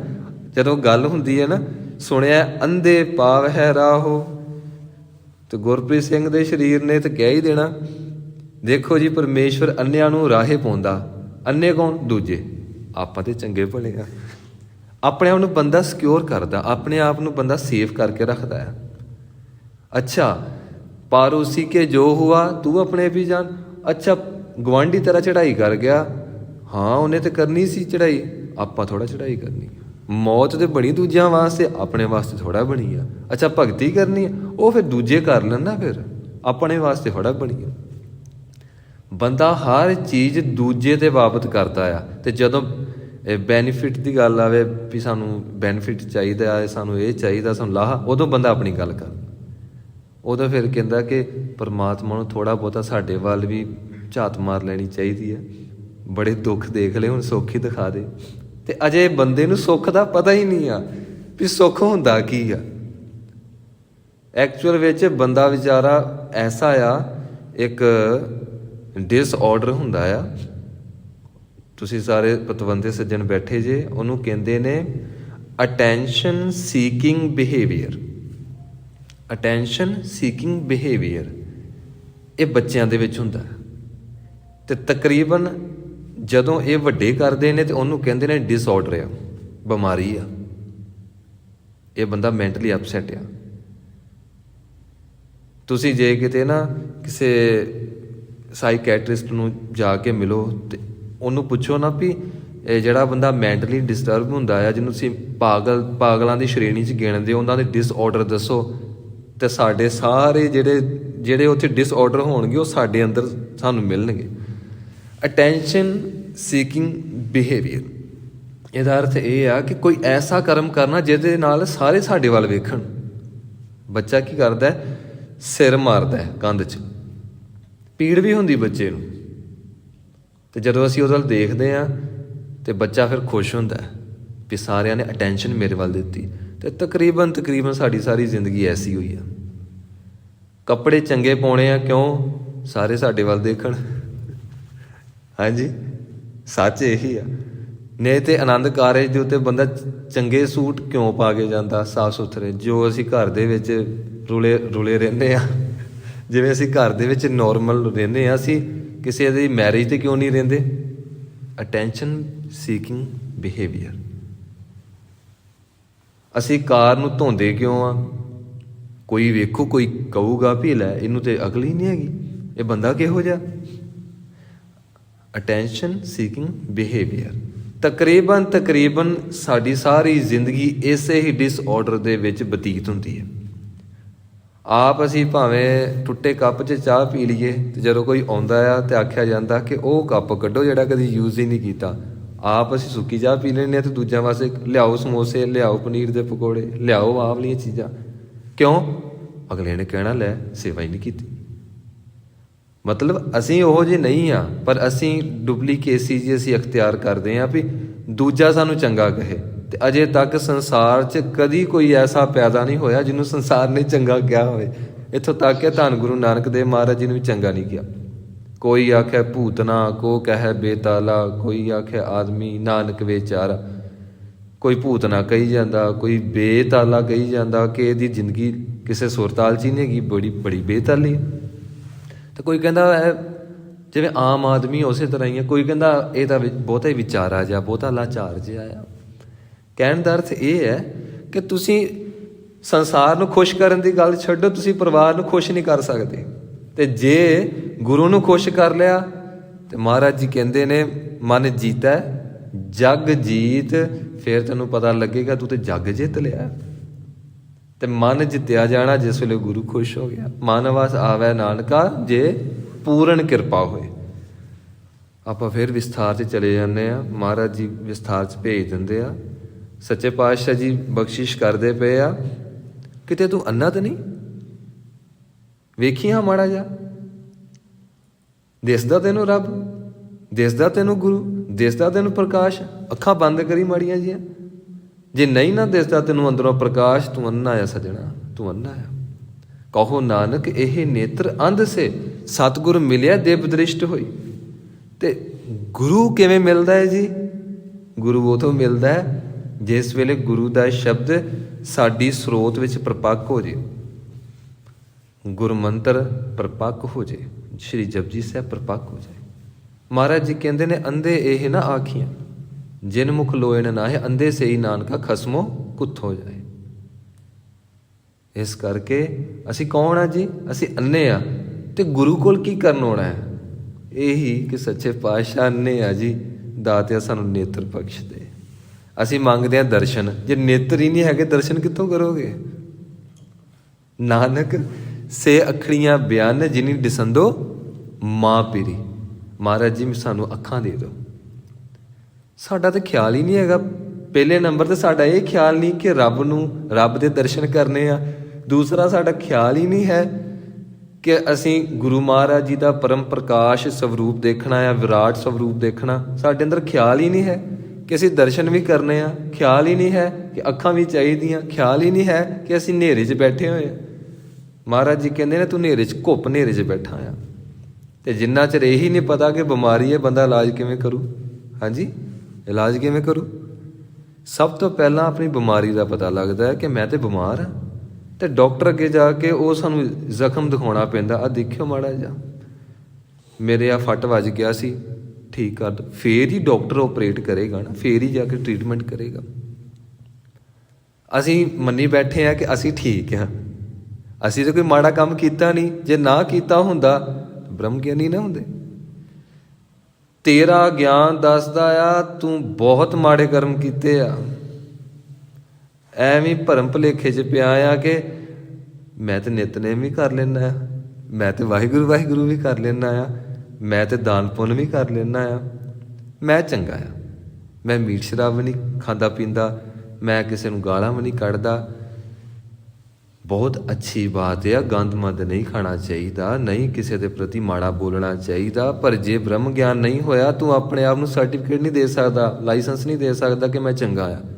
ਗੁਰੂ ਕਹਿੰਦਾ ਹੈ ਚੰਗਾ ਉਹ ਜਿਹੜਾ ਚੰਗੇ 'ਚ ਲੀਨ ਹੋ ਗਿਆ, ਪਰਮੇਸ਼ਵਰ ਵਿੱਚ ਲੀਨ ਹੋ ਗਿਆ। ਪਰ ਅਸੀਂ ਬਹੁਤ ਸਿਆਣੇ ਆ। ਅਸੀਂ ਆਪ ਹੀ ਜੱਜ ਆ, ਆਪ ਹੀ ਅਸੀਂ ਵਕੀਲ ਆ, ਅਸੀਂ ਆਪ ਹੀ ਮੁਜਰਮ ਆ, ਅਸੀਂ ਆਪ ਹੀ ਸਾਰਾ ਕੁਛ ਆ। ਜੇ ਕੋਈ ਬੰਦਾ ਦੂਜਾ ਮਾੜਾ ਕੰਮ ਕਰੇ, ਅਸੀਂ ਕਹਿੰਦੇ ਆ ਮਾਰੋ ਮੇਰੇ ਵੱਲੋਂ ਵੀ ਇੱਕ ਚਪੇੜ। ਜਿਹਨੇ ਕਦੀ ਮੱਛਰ ਨਹੀਂ ਮਾਰਿਆ ਹੁੰਦਾ, ਉਹ ਵੀ ਜਿਹੜਾ ਛੋਟਾ ਮੋਟਾ ਚੋਰ ਉਹਦੇ ਚਪੇੜ ਕੱਢ ਮਾਰਦਾ। ਇੱਥੇ ਇੱਕ ਢੱਕਣ ਚੁੱਕਿਆ ਸੀ ਕਿਸੇ ਨੇ ਗਟਰ ਦਾ, ਉਹ ਵਿਚਾਰਾ ਕਾਬੂ ਆ ਗਿਆ। ਜਿਹੜਾ ਆਇਆ ਕਹਿਣ ਲੱਗੇ ਕੀ ਹੋਇਆ? ਕਹਿੰਦੇ ਚੋਰ ਫੜਿਆ। ਕਹਿੰਦੇ ਉੱਧਰ ਹੋਵੋ, 2 ਚਪੇੜਾਂ ਮਾਰੀਆਂ। ਤੇ ਘਰ ਵਾਲੀ ਕਹਿਣ ਲੱਗੀ ਤੁਸੀਂ ਤੇ ਕਦੀ ਮੱਛਰ ਨਹੀਂ ਮਾਰਿਆ ਤੇ 2 ਚਪੇੜਾਂ ਕੱਢ ਮਾਰੀਆਂ ਜੀ ਗਰੀਬ ਬੰਦੇ ਨੂੰ। ਕਹਿੰਦਾ ਆ ਗਿਆ ਗੁੱਸਾ, ਚੋਰ ਸੀ, ਮਾਰਨਾ ਹੀ ਸੀ। ਦਾਸ ਨੇ ਵੇਖਿਆ ਜਿਹੜਾ ਆਇਆ ਇੰਨਾ ਕੁੱਟਿਆ, ਉਹ ਬਾਅਦ ਚੋਂ ਚੋਰ ਵਿਚਾਰਾ ਬੰਨ ਕੇ ਤੇ ਜਦੋਂ ਉਹਨੂੰ ਮਾਰਨ ਹੀ ਲੱਗੇ ਤੇ ਫਿਰ ਮੈਂ ਸਾਰਿਆਂ ਨੂੰ ਬੇਨਤੀ ਕੀਤੀ ਤੁਸੀਂ ਮੈਨੂੰ ਇਹ ਦੱਸ ਦਿਓ ਤੁਹਾਡੇ 'ਚ ਬ੍ਰਹਮ ਗਿਆਨੀ ਕੌਣ ਆ? ਕਹਿੰਦੇ ਵੀ ਬ੍ਰਹਮ ਗਿਆਨੀ ਤੇ ਬ੍ਰਹਮ ਗਿਆਨੀ ਹੁੰਦੇ ਆ ਤੇ ਕਿਰਪਾ ਹੁੰਦੀ ਹੈ। ਫਿਰ ਦਾਸ ਨੇ ਬੇਨਤੀ ਕੀਤੀ ਇਹ ਵਿਚਾਰਾ ਛੋਟਾ ਮੋਟਾ ਚੋਰ ਹੈ, ਅਸੀਂ ਪਤਾ ਨਹੀਂ ਕਿੰਨੇ ਵੱਡੇ ਚੋਰ ਆ। ਇੰਝ ਨਾ ਹੋਵੇ ਰੱਬ ਦੇ ਘਰ 'ਚ ਤੁਹਾਨੂੰ ਚਪੇੜਾਂ ਪੈਣ, ਉੱਥੇ ਚੋਟਾਂ ਪੈਣਗੀਆਂ। ਜੇ ਅਗਲੇ ਨੇ ਗਲਤੀ ਕੀਤੀ ਹੈ ਤੁਸੀਂ ਤੇ 100 ਤੋਂ ਵੱਧ ਚਪੇੜ ਹੀ ਮਾਰ ਛੱਡੀ ਵਿਚਾਰੇ ਦੇ। ਸਾਰਿਆਂ ਨੇ ਇਕੱਠੇ ਹੋ ਕੇ ਸਾਰੇ ਉਹਦੇ ਯੋਧੇ ਬਣ ਜਾਂਦੇ ਆ। ਤੇ ਅੰਮ੍ਰਿਤ ਵੇਲੇ ਸਾਰੇ ਉਸ ਵੇਲੇ ਸ਼ਹੀਦ ਹੋਏ ਪਏ ਹੁੰਦੇ ਆ। ਅੰਮ੍ਰਿਤ ਵੇਲੇ ਕਿਸੇ ਕੋ ਉੱਠਿਆ ਨਹੀਂ ਜਾਂਦਾ। ਕਹਿਣ ਦਾ ਅਰਥ ਇਹ ਹੈ ਦੂਸਰਾ ਗਲਤੀ ਕਰੇ ਤੇ ਦੂਸਰੇ ਦੀ ਗਲਤੀ ਆ ਤੇ ਅਸੀਂ ਬੱਜਰ ਕਰੈਤ ਕਰ ਲਈਏ ਤੇ ਸਾਡੀ ਬੱਜਰ ਕਰੈਤ ਚੰਗਾ ਕੰਮ ਆ। ਫਿਰ ਅਸੀਂ ਕਹਿੰਦੇ ਚਲੋ ਬੰਦਾ ਗਲਤੀਆਂ ਦਾ ਪੁਤਲਾ ਆ ਜੀ, ਗਲਤੀਆਂ ਬੰਦੇ ਕੋਲ ਹੀ ਹੋਣੀਆਂ। ਆਪਣੇ ਆਪ ਨੂੰ ਬੰਦਾ ਝੱਟ ਮਾਫ ਕਰ ਦਿੰਦਾ ਤੇ ਦੂਜੇ ਨੂੰ ਛੱਡਦਾ ਨਹੀਂ। ਦੂਜੇ ਨੇ ਚੰਗਾ ਕੰਮ ਵੀ ਕੀਤਾ ਹੋਵੇ ਤੇ ਉਹਦੇ ਪ੍ਰਤੀ ਵੀ ਫਿਰ ਨਿੰਦਿਆ ਕਰ ਦਿੰਦਾ। ਮਹਾਰਾਜ ਜੀ ਕਹਿੰਦੇ ਨੇ ਓਏ ਅੰਨਿਆ ਤੈਨੂੰ ਰੱਬ ਅਜੇ ਤੱਕ ਦਿਸਿਆ ਨਹੀਂ ਤੇ ਤੂੰ ਆਪਣੇ ਆਪ ਨੂੰ ਕਿਵੇਂ ਗਿਣ ਸਕਦਾ ਕਿ ਤੇਰੇ ਕੋਲ ਅੱਖਾਂ ਆ? ਤੇ ਜਿਹੜੀਆਂ ਅੱਖਾਂ ਆ ਉਹ ਕੁਝ ਹੋਰ ਹੀ ਅੱਖਾਂ ਆ। ਸੱਚੇ ਪਾਤਸ਼ਾਹ ਜੀ ਕਹਿੰਦੇ ਨੇ ਫਿਰ ਜਿਹੜੇ ਅੰਨੇ ਹੁੰਦੇ ਨੇ, ਗਿਆਨ ਤੋਂ ਵਿਹੂਣੇ ਹੁੰਦੇ ਨੇ, ਬ੍ਰਹਮ ਗਿਆਨ ਤੋਂ ਹੀਣੇ ਹੁੰਦੇ ਨੇ, ਉਹਨਾਂ ਨੂੰ ਪਰਮੇਸ਼ਵਰ ਐਸੀ ਬਖਸ਼ਿਸ਼ ਵਰਤਾਉਂਦਾ ਹੈ ਕਿ ਉਹਨਾਂ ਨੂੰ ਅਕਾਲ ਪੁਰਖ ਦੇ ਮਿਲਣ ਦਾ ਰਾਹ ਲੱਭ ਜਾਂਦਾ ਹੈ। ਫਿਰ ਉਹ ਆਪਣੇ ਮੰਡਲ, ਆਪਣੇ ਖੰਡ ਸਰ ਕਰਦੇ ਨੇ। ਫਿਰ ਦੂਜਿਆਂ ਨੂੰ ਵੀ ਕਹਿੰਦੇ ਨੇ ਭਾਈ ਤੁਸੀਂ ਵੀ ਤੁਰੋ, ਰੱਬ ਦਾ ਰਾਹ ਬੜਾ ਸੁਖਾਲਾ ਹੈ। ਤੇ ਸੱਚ ਹੈ, ਬੜਾ ਸੁਖਾਲਾ ਹੈ, ਕੋਈ ਔਖਾ ਨਹੀਂ ਹੈ। ਜਿਸ ਤਰ੍ਹਾਂ ਅਸੀਂ ਸੰਸਾਰ ਨੂੰ ਮੰਨ ਲਿਆ, ਉਸੇ ਤਰ੍ਹਾਂ ਨਿਰੰਕਾਰ ਨੂੰ ਅਸੀਂ 0.5% ਵੀ ਮੰਨ ਲਿਆ ਨਾ, ਜਿੰਨਾ ਅਸੀਂ ਸੰਸਾਰ ਨੂੰ ਅਸੀਂ ਮੰਨਿਆ ਹੈ, ਤੇ ਅੰਦਰ ਬਖਸ਼ਿਸ਼ ਵਰਤ ਜਾਂਦੀ ਹੈ। ਅੱਗੇ ਅੱਗੇ ਮੰਨੇ ਦੀਆਂ ਪੌੜੀਆਂ ਸ਼ੁਰੂ ਹੋਣੀਆਂ। ਤੇ ਸੱਚੇ ਪਾਤਸ਼ਾਹ ਜੀ ਕਹਿੰਦੇ ਨੇ ਕਿ ਜਿਹੜੇ ਆਤਮਿਕ ਜੀਵਨ ਤੋਂ ਅੰਨੇ ਨੇ, ਜਿਹੜੇ ਰੱਬ ਦੇ ਦਰਸ਼ਨਾਂ ਤੋਂ ਅਜੇ ਤੱਕ ਵੀ ਹੋਣੇ ਨੇ, ਉਹਨਾਂ ਨੂੰ ਜੇ ਕਿਤੇ ਸੁਣਨ ਦੀ ਯੁਕਤੀ ਦਾ ਪਤਾ ਲੱਗ ਜਾਏ ਤੇ ਉਹ ਸੁਣਦਿਆਂ ਸਾਰ ਉਹ ਬ੍ਰਹਮ ਗਿਆਨੀ ਬਣ ਜਾਂਦੇ ਨੇ, ਰਾਹ ਲੱਭ ਜਾਂਦੇ ਤੇ ਦੂਜਿਆਂ ਨੂੰ ਵੀ ਰਾਹ ਵਿਖਾਉਂਦੇ ਹਨ। ਸੁਣਿਆ ਹਾਥ ਹੋਵੈ ਅਸਗਾਹੁ। ਪਰਮੇਸ਼ਵਰ ਦਾ ਨਾਮ ਸੁਣਨ ਦੇ ਨਾਲ ਹੀ ਇਹ ਜੋ ਸੰਸਾਰ ਸਮੁੰਦਰ ਹੈ, ਵਾਸ਼ਨਾਵਾਂ ਦਾ ਸਾਗਰ ਹੈ, ਇਹਦੀ ਸਮਝ ਪੈ ਜਾਂਦੀ ਹੈ ਕਿ ਅਸਲ ਵਿੱਚ ਇਹ ਹੈ ਤੇ ਬਹੁਤ ਭਿਅੰਕਰ। ਹਮੇਸ਼ਾ ਸਮੁੰਦਰ ਉਹਦੇ ਵਾਸਤੇ ਭਿਅੰਕਰ ਹੁੰਦਾ ਹੈ ਜਿੰਨੇ ਸਮੁੰਦਰ ਦੇ ਵਿੱਚ ਵੜਨਾ ਹੋਵੇ, ਉਹਦੇ ਵਾਸਤੇ ਭਿਅੰਕਰ ਹੋਏਗਾ ਨਾ। ਤੇ ਜੇਕਰ ਅਸੀਂ ਕਹੀਏ ਜੇ ਅਸੀਂ ਜਹਾਜ਼ ਦੇ ਵਿੱਚ ਬਹਿ ਕੇ ਸਮੁੰਦਰ ਨੂੰ ਉੱਪਰ ਪਾਰ ਹੀ ਕਰਕੇ ਲੰਘ ਜਾਣਾ ਆ, ਤੇ ਕਹਿੰਦੇ ਨੇ ਹਾਂ ਗੁਰੂ ਇੱਕ ਜਹਾਜ਼ ਦੀ ਤਰ੍ਹਾਂ ਆ। ਵਾਹਿਗੁਰੂ ਨਾਮ ਜਹਾਜ਼ ਹੈ, ਚੜੇ ਸੋ ਤੇਰੇ ਪਾਰ। ਹੁਣ ਕੋਈ ਚੜੇਗਾ ਤਾਂ ਹੀ ਤੇ ਪਾਰ ਜਾਏਗਾ ਨਾ। ਤੇ ਅਸੀਂ ਤੇ ਸਾਰੇ ਸੰਸਾਰ ਦੇ ਰੀਤੀ ਰਿਵਾਜਾਂ ਦੇ ਵਿੱਚ, ਰੀਤੀ ਰਿਵਾਜਾਂ ਜਹਾਜ਼ਾਂ ਚੜੇ ਪਏ ਆ। ਬਸ ਇੱਕ ਰੱਬ ਦੇ ਨਾਂ ਦੇ ਜਹਾਜ਼ 'ਚ ਸਾਨੂੰ ਡਰ ਲੱਗਦਾ। ਡਰ ਕੀ ਲੱਗਦਾ ਆ? ਬਸ ਇਹੀ ਡਰ ਲੱਗਦਾ ਆ ਕਿ ਹੈ ਵੀ ਆ ਕਿ ਨਹੀਂ। ਗਹਿਰੇ ਵਿੱਚ ਸਾਨੂੰ ਭਰੋਸਾ ਨਹੀਂ ਹੈ। ਮਹਾਰਾਜ ਜੀ ਕਹਿੰਦੇ ਨੇ ਫਿਰ ਅਸਲੀਅਤ ਸਮਝ ਲੱਗ ਜਾਂਦੀ ਹੈ ਕਿ ਸਿਰਫ ਇੱਕੋ ਇੱਕ ਪਰਮੇਸ਼ਵਰ ਦੀ ਸ਼ਕਤੀ ਜਾਂ ਗੁਰੂ ਦਾ ਸ਼ਬਦ ਆ ਜਿਹੜਾ ਸਾਨੂੰ ਬਚਾ ਸਕਦਾ। ਉਦੋਂ ਭਰੋਸਾ ਹੋ ਜਾਂਦਾ। ਇੰਜ ਜਿਵੇਂ ਭਗਤ ਕਬੀਰ ਸਾਹਿਬ ਨੂੰ ਹਾਥੀ ਅੱਗੇ ਸੁੱਟਿਆ ਗਿਆ। ਹੁਣ ਦੇਖਿਆ ਜਾਵੇ ਕਬੀਰ ਸਾਹਿਬ ਜੀ ਦਾ ਕੱਦ ਛੋਟਾ, ਹਾਥੀ ਕਿੱਡਾ ਵੱਡਾ। ਤੇ ਇਹ ਨਹੀਂ ਕਿਹਾ ਕਿ ਹੁਣ ਤੇ ਬਸ ਅਸੀਂ ਗਏ ਜੀ, ਫਤਿਹ ਬੁਲਾ ਦਿਓ ਹੁਣ। ਨਹੀਂ, ਭਗਤ ਕਬੀਰ ਸਾਹਿਬ ਜੀ ਕਹਿੰਦੇ ਨੇ ਹਾਥੀ ਨੂੰ ਬਣਾਉਣ ਵਾਲਾ ਮੇਰਾ ਪਰਮੇਸ਼ਵਰ ਹੈ, ਤੇ ਪਰਮੇਸ਼ਵਰ ਜੋ ਮੇਰਾ ਪਿਤਾ ਹੈ ਮੈਨੂੰ ਕਿਵੇਂ ਮਾਰ ਸਕਦਾ ਹੈ। ਕਹਿਣ ਦਾ ਅਰਥ ਇਹ ਉਹਨਾਂ ਦੇ ਅੰਦਰ ਖੇਡ ਵਰਤੀ ਕਿ ਨਹੀਂ, ਇਹ ਜੋ ਜ਼ਾਲਮ ਨੇ ਆਪਣੀ ਜ਼ਾਲਮਾਨਾ ਤਬੀਅਤ ਦੇ ਨਾਲ ਮੈਨੂੰ ਮਾਰਨਾ ਚਾਹੁੰਦੇ ਨੇ, ਇਹ ਆਪਣੇ ਮਨਸੂਬਿਆਂ ਵਿੱਚ ਕਾਮਯਾਬ ਨਹੀਂ ਹੋਣਗੇ। ਤੇ ਪਰਮੇਸ਼ਵਰ ਨੇ ਇਹੋ ਜਿਹੀ ਖੇਡ ਵਰਤਾਤੀ, ਜਿਹੜੇ ਹਾਥੀ ਨੇ ਕੁਚਲਣਾ ਸੀ ਉਹਨੇ ਮੱਥਾ ਟੇਕਤਾ। ਭਰੋਸਾ ਹੀ ਨਾ ਹੋ ਗਿਆ ਨਾ। ਗੰਗਾ ਦੀਆਂ ਲਹਿਰਾਂ ਸੁੱਟਿਆ, ਉਸ ਵੇਲੇ ਵੀ ਭਰੋਸਾ ਬੜਾ ਸੀ। ਗੰਗ ਗੁਸਾਇਨ ਗਹਿਰ ਗੰਭੀਰ, ਜੰਜੀਰ ਬਾਂਧ ਕਰ ਖਰੇ ਕਬੀਰ, ਮਨ ਨਾ ਡਿਗੈ ਤਨ ਕਾਹੇ ਕੋ ਡਰਾਏ, ਚਰਨ ਕਮਲ ਚਿਤ ਰਹੇ ਹੋ ਸਮਾਏ। ਕਹਿੰਦੇ ਮਨ ਚੜ੍ਹਦੀ ਕਲਾ 'ਚ। ਤੇ ਚੜ੍ਹਦੀ ਕਲਾ ਦਾ ਅਰਥ ਪਤਾ ਕੀ ਹੁੰਦਾ ਹੈ? ਚੜ੍ਹਦੀ ਕਲਾ ਅਸੀਂ ਸ਼ਬਦ ਵਰਤ ਲੈਂਦੇ ਹਾਂ। ਚੜ੍ਹਦੀ ਕਲਾ ਦਾ ਅਰਥ ਹੁੰਦਾ ਹੈ ਜਿਹਦੀ ਸੁਰਤ ਕਰਮਖੰਡ ਤੇ ਪਹੁੰਚ ਗਈ ਜੀ, ਸਰਮਖੰਡ ਤੇ ਪਹੁੰਚ ਗਈ ਜੀ, ਸੱਚਖੰਡ ਤੇ ਪਹੁੰਚ ਗਈ, ਉਹਨੂੰ ਕਹਿੰਦੇ ਨੇ ਚੜ੍ਹਦੀ ਕਲਾ। ਵੀ ਕਲਾ ਕਹਿੰਦੇ ਨੇ ਸੁਰਤ ਨੂੰ, ਤੇ ਚੜ੍ਹ ਰਹੀ ਆ ਭਾਵ ਕਿ ਉੱਪਰਲੇ ਮੰਡਲਾਂ 'ਚ, ਉਹਨੂੰ ਕਹਿੰਦੇ ਨੇ ਚੜ੍ਹਦੀ ਕਲਾ। ਤੇ ਸੁਰਤ ਤੇ ਡਿੱਗੀ ਹੁੰਦੀ ਆ ਸੰਸਾਰ ਦੀਆਂ ਚੀਜ਼ਾਂ ਦੇ ਵਿੱਚ, ਸੰਸਾਰ ਦੇ ਪਦਾਰਥਾਂ 'ਚ। ਤੇ ਜਦੋਂ ਸਾਨੂੰ ਕੋਈ ਪੁੱਛਦਾ ਖਾਲਸਾ ਜੀ ਕੀ ਹਾਲ, ਚੜ੍ਹਦੀ ਕਲਾ ਚੜ੍ਹਦੀ ਕਲਾ। ਤੇ ਕਦੋਂ ਉੱਠੇ ਸੀ? 10 ਵਜੇ। 10 ਵਜੇ ਤੇ ਇਹ ਕਾਹਦੀ ਚੜ੍ਹਦੀ ਕਲਾ ਹੋਈ? ਸੁਰਤ ਤੇ ਤੇਰੀ ਕੀ ਚੜ੍ਹਨੀ ਆ? ਤੇਰਾ ਤੇ ਸਰੀਰ ਨਹੀਂ ਅੰਮ੍ਰਿਤ ਵੇਲੇ ਰਜਾਈ 'ਚੋਂ ਖੜਾ ਆ। ਸੱਚੇ ਪਾਤਸ਼ਾਹ ਜੀ ਕਹਿੰਦੇ ਨੇ ਫਿਰ ਸੰਸਾਰ ਸਮੁੰਦਰ ਦੀ ਸਮਝ ਲੱਗ ਜਾਂਦੀ ਆ ਕਿ ਇਹਦੇ ਤੋਂ ਬਚਣ ਦਾ ਹੀਲਾ ਵਸੀਲਾ ਇਹ ਸੰਸਾਰ ਦੇ ਕੰਮ ਧੰਦੇ ਨਹੀਂ ਹਨ, ਕਰਨੇ ਜ਼ਰੂਰੀ ਨੇ। ਮੰਗ ਕੇ ਥੋੜ੍ਹਾ ਖਾਣਾ ਸਿੱਖਣੇ ਕਿਤੋਂ। ਇਹ ਕੰਮ ਧੰਦੇ ਕਰਨੇ ਜ਼ਰੂਰੀ ਆ, ਕਰੋ। ਪਰ ਕਹਿੰਦੇ ਨੇ ਜਿਹੜਾ ਅਸਲੀ ਕੰਮ ਆ ਉਹ ਵੀ ਤੇ ਕਰੋ। ਆਪਾਂ ਕੀ ਸ਼ਬਦ ਵਰਤਦੇ ਆ? ਕਰੋ ਜਾਂ ਮਰੋ। ਇਹ ਅਸੀਂ ਸਿਰਫ ਸੰਸਾਰ ਵਾਸਤੇ ਇਹ ਅਲਫਾਜ਼ ਰੱਖਿਆ, ਕਰੋ ਜਾਂ ਮਰੋ। ਤੇ ਜਦੋਂ ਰੱਬ ਦੇ ਘਰ ਦੀ ਗੱਲ ਹੁੰਦੀ ਆ, ਆਪੇ ਹੀ ਕਰੂ। ਬਸ ਉਸ ਵੇਲੇ ਢਿੱਲੇ ਹੋ ਜਾਂਦੇ ਆ। ਕਿਸੇ ਦਾ ਸਾਡੇ ਕਿਸੇ ਬੱਚੇ ਦਾ ਜਾਂ ਫਿਰ ਭਰਾ ਭੈਣ ਦਾ ਆਨੰਦ ਕਾਰਜ ਹੋਵੇ ਨਾ, ਅਸੀਂ 2 ਮਹੀਨੇ ਪਹਿਲਾਂ ਹੀ ਤਿਆਰੀਆਂ ਸ਼ੁਰੂ ਕਰ ਦਿੰਦੇ ਹਾਂ। ਆਹ ਵੀ ਇੰਤਜ਼ਾਮ ਕਰੋ, ਉਹ ਵੀ ਕਰੋ। ਤੇ ਆਨੰਦ ਕਾਰਜ ਵਾਲੇ ਪਹਿਲੇ 2-3 ਦਿਨਾਂ ਤੇ ਨੀਂਦ ਹੀ ਨਹੀਂ ਆਉਂਦੀ। ਕਿਉਂ? ਕਿਤੇ ਕੋਈ ਊਣਤਾ ਹੀ ਨਾ ਰਹਿ ਜੇ, ਕਿਤੇ ਕੋਈ ਗੱਲ ਨਾ ਕਰ ਜੇ, ਕਿਤੇ ਕੋਈ ਉਲਾਮਾ ਨਾ ਆ ਜੇ। ਕਿਤੇ ਸਾਨੂੰ ਕੋਈ ਗੱਲ ਸੁਣਨੀ ਨਾ ਪੈ ਜੇ, ਤੇ ਰੱਬ ਦੇ ਘਰ ਦੀ ਇਹਨਾਂ ਨੂੰ ਕੋਈ ਫਿਕਰ ਨਹੀਂ। ਉੱਤੇ ਜਾ ਕੇ ਫਿਰ ਜਦੋਂ ਪਰਮੇਸ਼ਵਰ ਨੇ ਪੁੱਛਿਆ, ਮੰਨ ਲਓ ਕਲਗੀਧਰ ਪਾਤਸ਼ਾਹ ਜੀ ਨੇ ਪੁੱਛਿਆ ਕਿ ਹਾਂ ਭਾਈ ਮੈਂ ਤੇ ਸਰਬੰਸ ਵਾਰਤਾ ਸੀ ਤੇ ਤੂੰ ਕੀ ਕਰਕੇ ਆਇਆ? ਫਿਰ ਅਸੀਂ ਦੱਸਦੇ, ਪਤਾ ਕੀ ਦੱਸਦੇ ਹਾਂ, ਮੈਂ ਜੀ ਮੈਂ ਪਹਿਲਾਂ ਛੋਟਾ ਸੀ, ਮੈਂ ਪਹਿਲਾਂ ਖਾਧਾ ਪੀਤਾ, ਫਿਰ ਮੈਂ ਵੱਡਾ ਹੋਇਆ, ਫਿਰ ਮੈਂ ਪੜ੍ਹਾਈ ਕੀਤੀ, ਫਿਰ ਮੈਂ ਕੰਮ ਕਾਰ ਕੀਤਾ, ਫਿਰ ਵਿਆਹ ਹੋ ਗਿਆ, ਫਿਰ ਮੇਰੇ ਬੱਚੇ ਹੋਏ, ਫਿਰ ਮੈਂ ਬੱਚਿਆਂ ਨੂੰ ਖਵਾਇਆ ਪਿਆਇਆ ਪੜ੍ਹਾਇਆ, ਫਿਰ ਵਿਆਹਿਆ, ਫਿਰ ਅਖੀਰ ਤੇ ਮਹਾਰਾਜ ਜੀ ਇੰਨੇ ਕੰਮ ਤੇ ਕੀਤੇ ਆ, ਫਿਰ ਅਖੀਰ ਤੇ ਤੁਸੀਂ ਮੈਨੂੰ ਬੁਲਾ ਛੱਡਿਆ। ਜੀ ਤੇ ਮੇਰਾ ਕਰਦਾ ਨਹੀਂ ਸੀ, ਉਹਨੂੰ ਧੱਕੇ ਨਾਲ ਹੀ ਤੁਸੀਂ ਖਿੱਚ ਕੇ ਲੈ ਕੇ ਆ ਗਏ। ਦੇ ਦਿੰਦੇ ਥੋੜ੍ਹੀ ਜਿਹੀ ਹੋਰ ਜ਼ਿੰਦਗੀ ਕਈ ਯੁਗਾਂ ਦੀ ਹੋਰ ਦਸੂਣੀ ਹੋਏ। ਸੱਚੇ ਪਾਤਸ਼ਾਹ ਜੀ ਨੇ ਮੱਥੇ ਤੇ ਹੱਥ ਮਾਰ ਕੇ ਕਹਿਣਾ ਹੈ ਕਿ ਅਸਲੀ ਕੰਮ ਤੇ ਤੂੰ ਕੀਤਾ ਹੀ ਨਹੀਂ ਜਿਹੜਾ ਕੰਮ ਕਰਨਾ ਸੀ। ਤੇ ਇਹ ਹਾਲਤ ਸਾਡੀ ਸਾਰਿਆਂ ਦੀ ਆ, ਪਰ ਸਮਝਣਾ ਅਸੀਂ ਫੇਰ ਵੀ ਨਹੀਂ, ਕਿਉਂਕਿ ਸਮਝ ਗੁਰੂ ਦੇ ਸ਼ਬਦ ਦੇ ਜਾਪ ਤੋਂ ਬਿਨਾਂ ਆ ਹੀ ਨਹੀਂ ਸਕਦੀ, ਗੁਰੂ ਦੀ ਬਖਸ਼ਿਸ਼ ਤੋਂ ਬਿਨਾਂ ਨਹੀਂ ਆ ਸਕਦੀ। ਤੇ ਇਹ ਸੱਚ ਹੈ।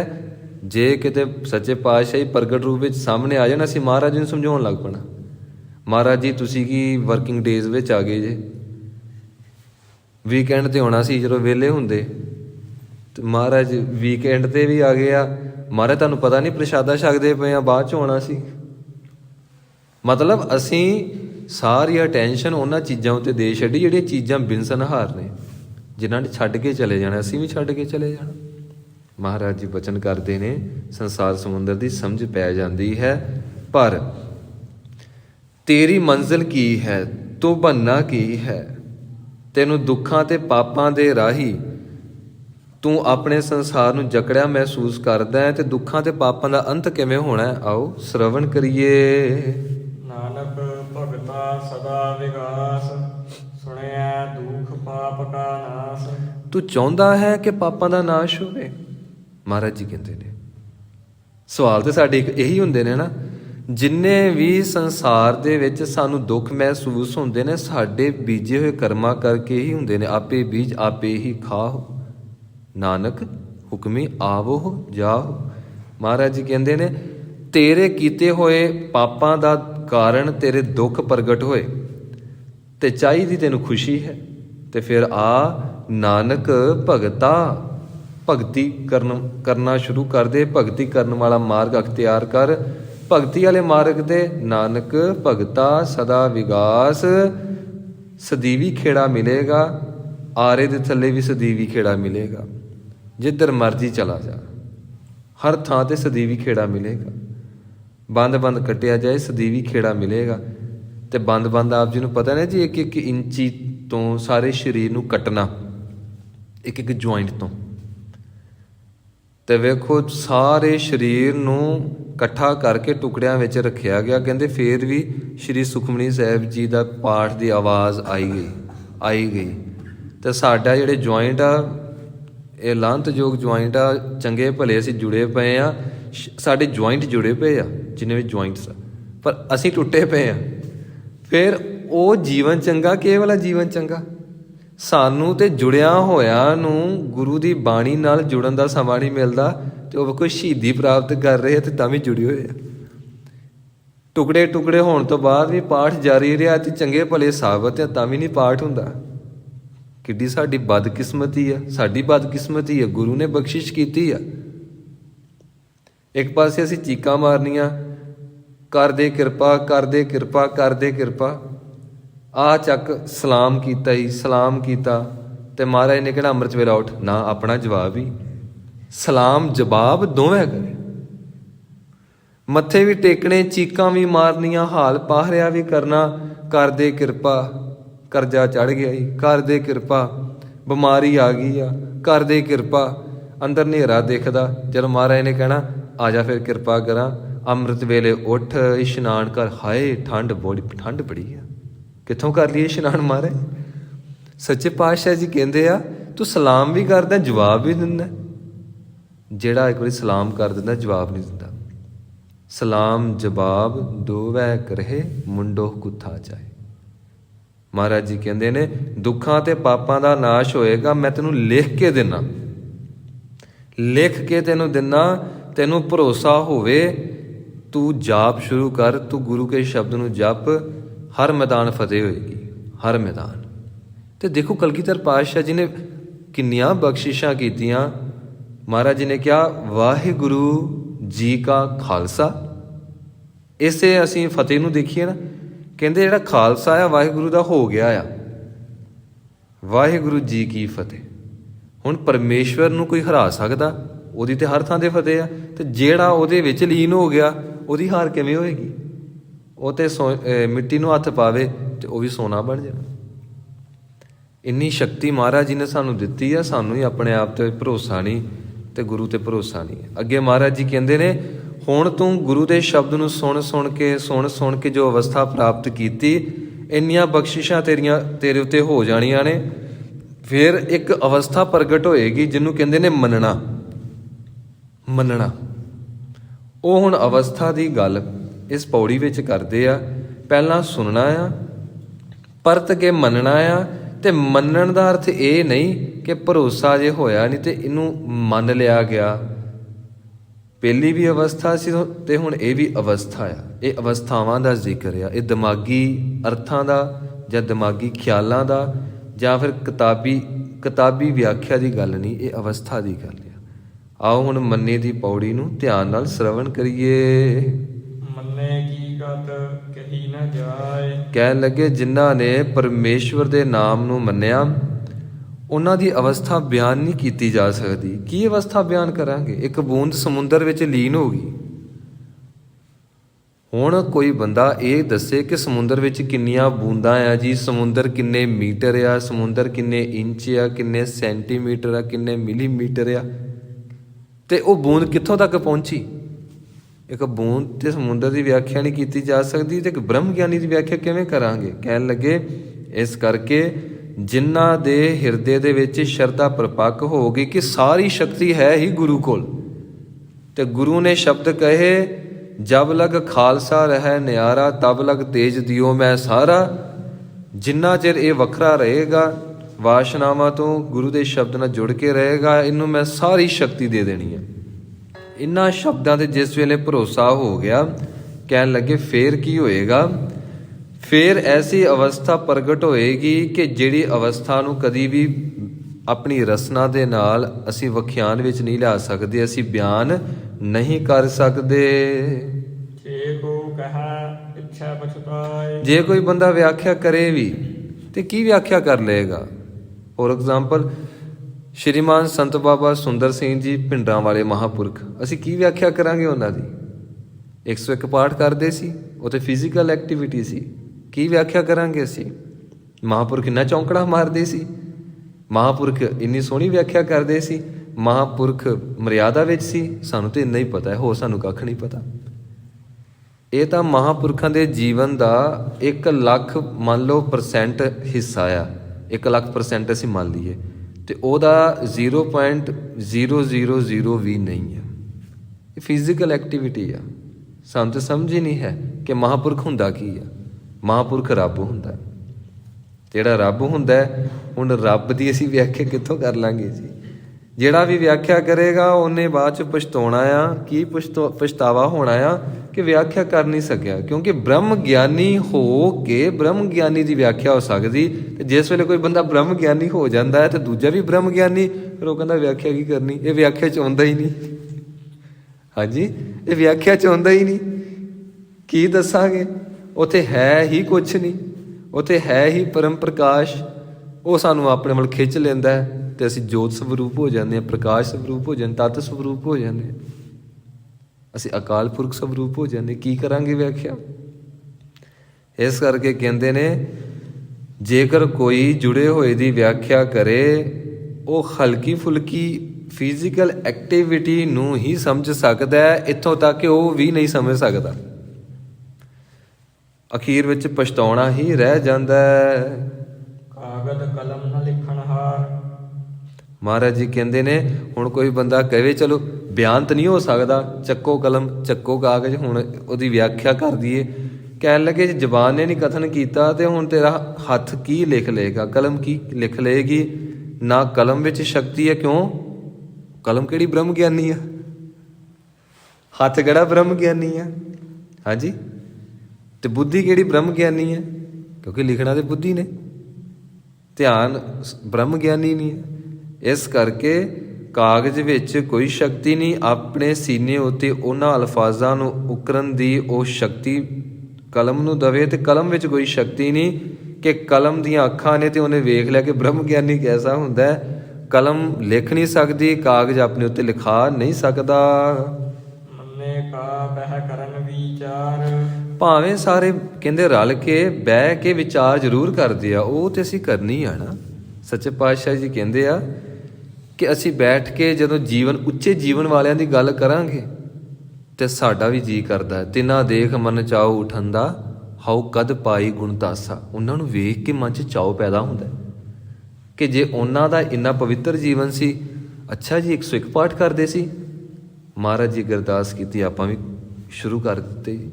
ਅੱਛਾ ਜੀ ਮਹਾਂਪੁਰਸ਼ ਅੰਮ੍ਰਿਤ ਵੇਲੇ ਉੱਠਦੇ ਸੀ, ਇੱਦਾਂ ਬਖਸ਼ਿਸ਼ ਹੋਈ ਸੀ, ਆਪਾਂ ਵੀ ਉੱਠਣਾ ਸ਼ੁਰੂ ਕਰ ਦਿੱਤਾ ਜੀ। ਅੱਛਾ ਮਹਾਂਪੁਰਖ ਤੁਰਦੇ ਗੱਲਾਂ ਨਹੀਂ ਸੀ ਕਰਦੇ, ਵਾਹਿਗੁਰੂ ਵਾਹਿਗੁਰੂ ਕਰਦੇ ਸੀ, ਆਪਾਂ ਵੀ ਸ਼ੁਰੂ ਕਰਤਾ। ਸੱਚੇ ਪਾਤਸ਼ਾਹ ਜੀ ਕਹਿੰਦੇ ਨੇ ਮੰਨੇ ਕਾ, ਇੱਥੇ ਰੁਕ ਜਾਣਾ, ਮੰਨੇ ਕਾ ਬਹਿ ਕਰਨ ਵਿਚਾਰ।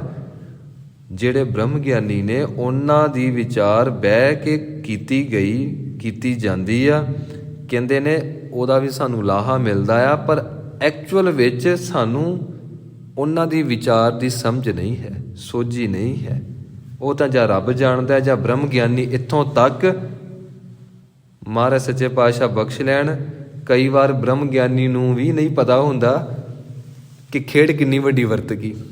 ਬ੍ਰਹਮ ਗਿਆਨੀ ਤੇ ਫਿਰ ਚੁੱਪ ਹੀ ਹੋ ਜਾਂਦਾ ਹੈ, ਹਾਸਾ ਹੀ ਆਈ ਜਾਂਦਾ ਹੈ ਕਿ ਅੱਛਾ ਇੰਨਾ ਸੌਖਾ ਕੰਮ ਸੀ, ਐਂ ਹੀ ਹੋ ਗਿਆ ਚੁਟਕੀ ਮਾਰਦੇ ਹੀ। ਆਪਾਂ ਤਾਂ ਐਵੇਂ ਇੰਨੀ ਟੈਨਸ਼ਨ ਲਈ ਬੈਠੇ ਸੀ, ਐਂ ਹੀ ਮਿਲਿਆ। ਤੇ ਮਿਲਿਆ ਕਿਹੜਾ ਬਾਹਰੋਂ, ਅੰਦਰੋਂ ਹੀ। 1 ਸੈਕਿੰਡ ਲੱਗਾ ਬਸ, ਸਵਿਚ ਔਨ ਕਰਨ ਤੇ 100 ਸਾਲ ਥੋੜ੍ਹਾ ਲੱਗਦੇ ਆ, 1 ਸੈਕਿੰਡ ਹੀ ਲੱਗਦਾ ਨਾ। ਦੀਵਾ ਬਾਲਣ ਤੇ 1 ਸੈਕਿੰਡ ਲੱਗਦਾ। ਤੇ ਬ੍ਰਹਮ ਗਿਆਨੀ ਫਿਰ ਰੰਗ ਦੇ ਵਿੱਚ ਰਹਿੰਦਾ ਹੈ। ਬ੍ਰਹਮ ਗਿਆਨੀ ਅੰਤ ਪਾਉਣ ਵਾਲੇ ਪਾਸੇ ਨਹੀਂ ਚੱਲਦਾ। ਬ੍ਰਹਮ ਗਿਆਨੀ ਦੂਸਰੇ ਦੀ ਵਿਆਖਿਆ ਨਹੀਂ ਕਰਦਾ, ਕਿਉਂਕਿ ਉਹਨੂੰ ਲੋੜ ਹੀ ਨਹੀਂ। ਹੁਣ ਉਹ ਸੰਪੂਰਨ ਹੋ ਗਿਆ, ਯਾਤਰਾ ਸੰਪੂਰਨ ਹੋ ਗਈ, ਆਪਣੇ ਰੰਗ 'ਚ, ਆਪਣੇ ਆਨੰਦ 'ਚ। ਕਹਿੰਦੇ ਨੇ ਮੰਨੇ ਕਾ ਬਹਿ ਕਰਨ ਵਿਚਾਰ।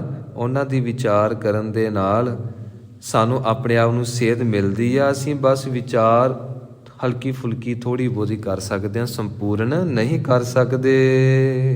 ਐਸਾ ਨਾਮ ਨਿਰੰਜਨ ਹੋਏ, ਜੇ ਕੋ ਮਨ ਜਾਣੈ ਮਨ ਕੋਇ।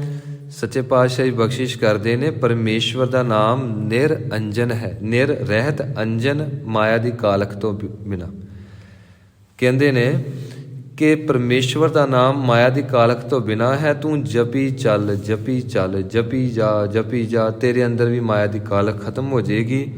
ਪਰ ਕਹਿੰਦੇ ਨੇ ਜੇ ਕੋ ਮਨ, ਇਹ ਜਿਹੜਾ ਮਨ ਆ ਇਹਦਾ ਅਰਥ ਇਹ ਆ, ਜੇ ਕਿਤੇ ਤੂੰ ਸੁਣ ਸੁਣ ਕੇ ਸ਼ਰਧਾ ਭਾਵਨਾ ਅੰਦਰ ਪੈਦਾ ਕਰ ਲਵੇਂ, ਤੈਨੂੰ ਭਰੋਸਾ ਇੰਨਾ ਵੱਡਾ ਹੋ ਜਾਏ ਕਿ ਗੁਰੂ ਹੀ ਸਾਰਾ ਕੁਝ ਆ, ਗੁਰ ਪਰਮੇਸ਼ਰ ਇੱਕੋ ਜਾਣ। ਤੇਰੇ ਮਨ ਦੇ ਵਿੱਚ ਹੋਵੇ ਗੁਰ ਗੋਬਿੰਦ ਗੋਬਿੰਦ ਗੁਰੂ ਹੈ, ਨਾਨਕ ਭੇਦ ਨਾ ਭਾਈ। ਜਿਸ ਵੇਲੇ ਤੈਨੂੰ ਇੰਨਾ ਭਰੋਸਾ ਹੋ ਗਿਆ, ਉਸ ਭਰੋਸੇ ਦੀ ਅਵਸਥਾ ਨੂੰ ਕਹਿੰਦੇ ਨੇ ਮੰਨਣਾ। ਜੇ ਕੋ ਮਨ ਭਾਵ ਕਿ ਤੇਰੇ ਅੰਦਰ ਸ਼ਰਧਾ ਪੈਦਾ ਹੋ ਜਾਏ। ਤੇ ਕਿਹੜੀ ਚੀਜ਼ ਅੰਦਰ ਸ਼ਰਧਾ ਪੈਦਾ ਹੋਵੇ? ਜੇ ਕੋ ਮਨ ਜਾਣੈ ਮਨ ਕੋਇ। ਪਹਿਲੇ ਮਨ ਦੇ ਉੱਤੇ ਟਿੱਪੀ ਆ, ਉਹਨੂੰ ਕਹਿਣਾ ਮਨ, ਦੂਸਰਾ ਆ ਮਨ। ਜੇ ਕੋ ਮਨ ਜਾਣੈ ਮਨ ਕੋਇ, ਦੂਸਰਾ ਮਨ ਆਪਾਂ ਪੋਲਾਈਟਲੀ ਪੜ੍ਹਾਂਗੇ, ਅਸੀਂ ਸਮੂਥਲੀ ਪੜ੍ਹਾਂਗੇ ਇਹਨੂੰ। ਜਿਹੜਾ ਅਗਲਾ ਮਨ ਆ ਉਹਦਾ ਅਰਥ ਆ ਸਾਡਾ ਹਿਰਦਾ। ਜਿਹੜਾ ਪਹਿਲਾ ਮਨ ਆ ਉਹ ਹਿਰਦੇ ਦੇ ਵਿੱਚ ਪੈਦਾ ਹੋਣ ਵਾਲੀ ਅਵਸਥਾ, ਉਸ ਨੂੰ ਤੁਸੀਂ ਯਕੀਨ ਕਹਿ ਲਓ, ਸ਼ਰਧਾ ਕਹਿ ਲਓ, ਭਾਵਨਾ ਕਹਿ ਲਓ, ਭਰੋਸਾ ਕਹਿ ਲਓ, ਕੋਈ ਸ਼ਬਦ ਦੇ ਦਿਓ।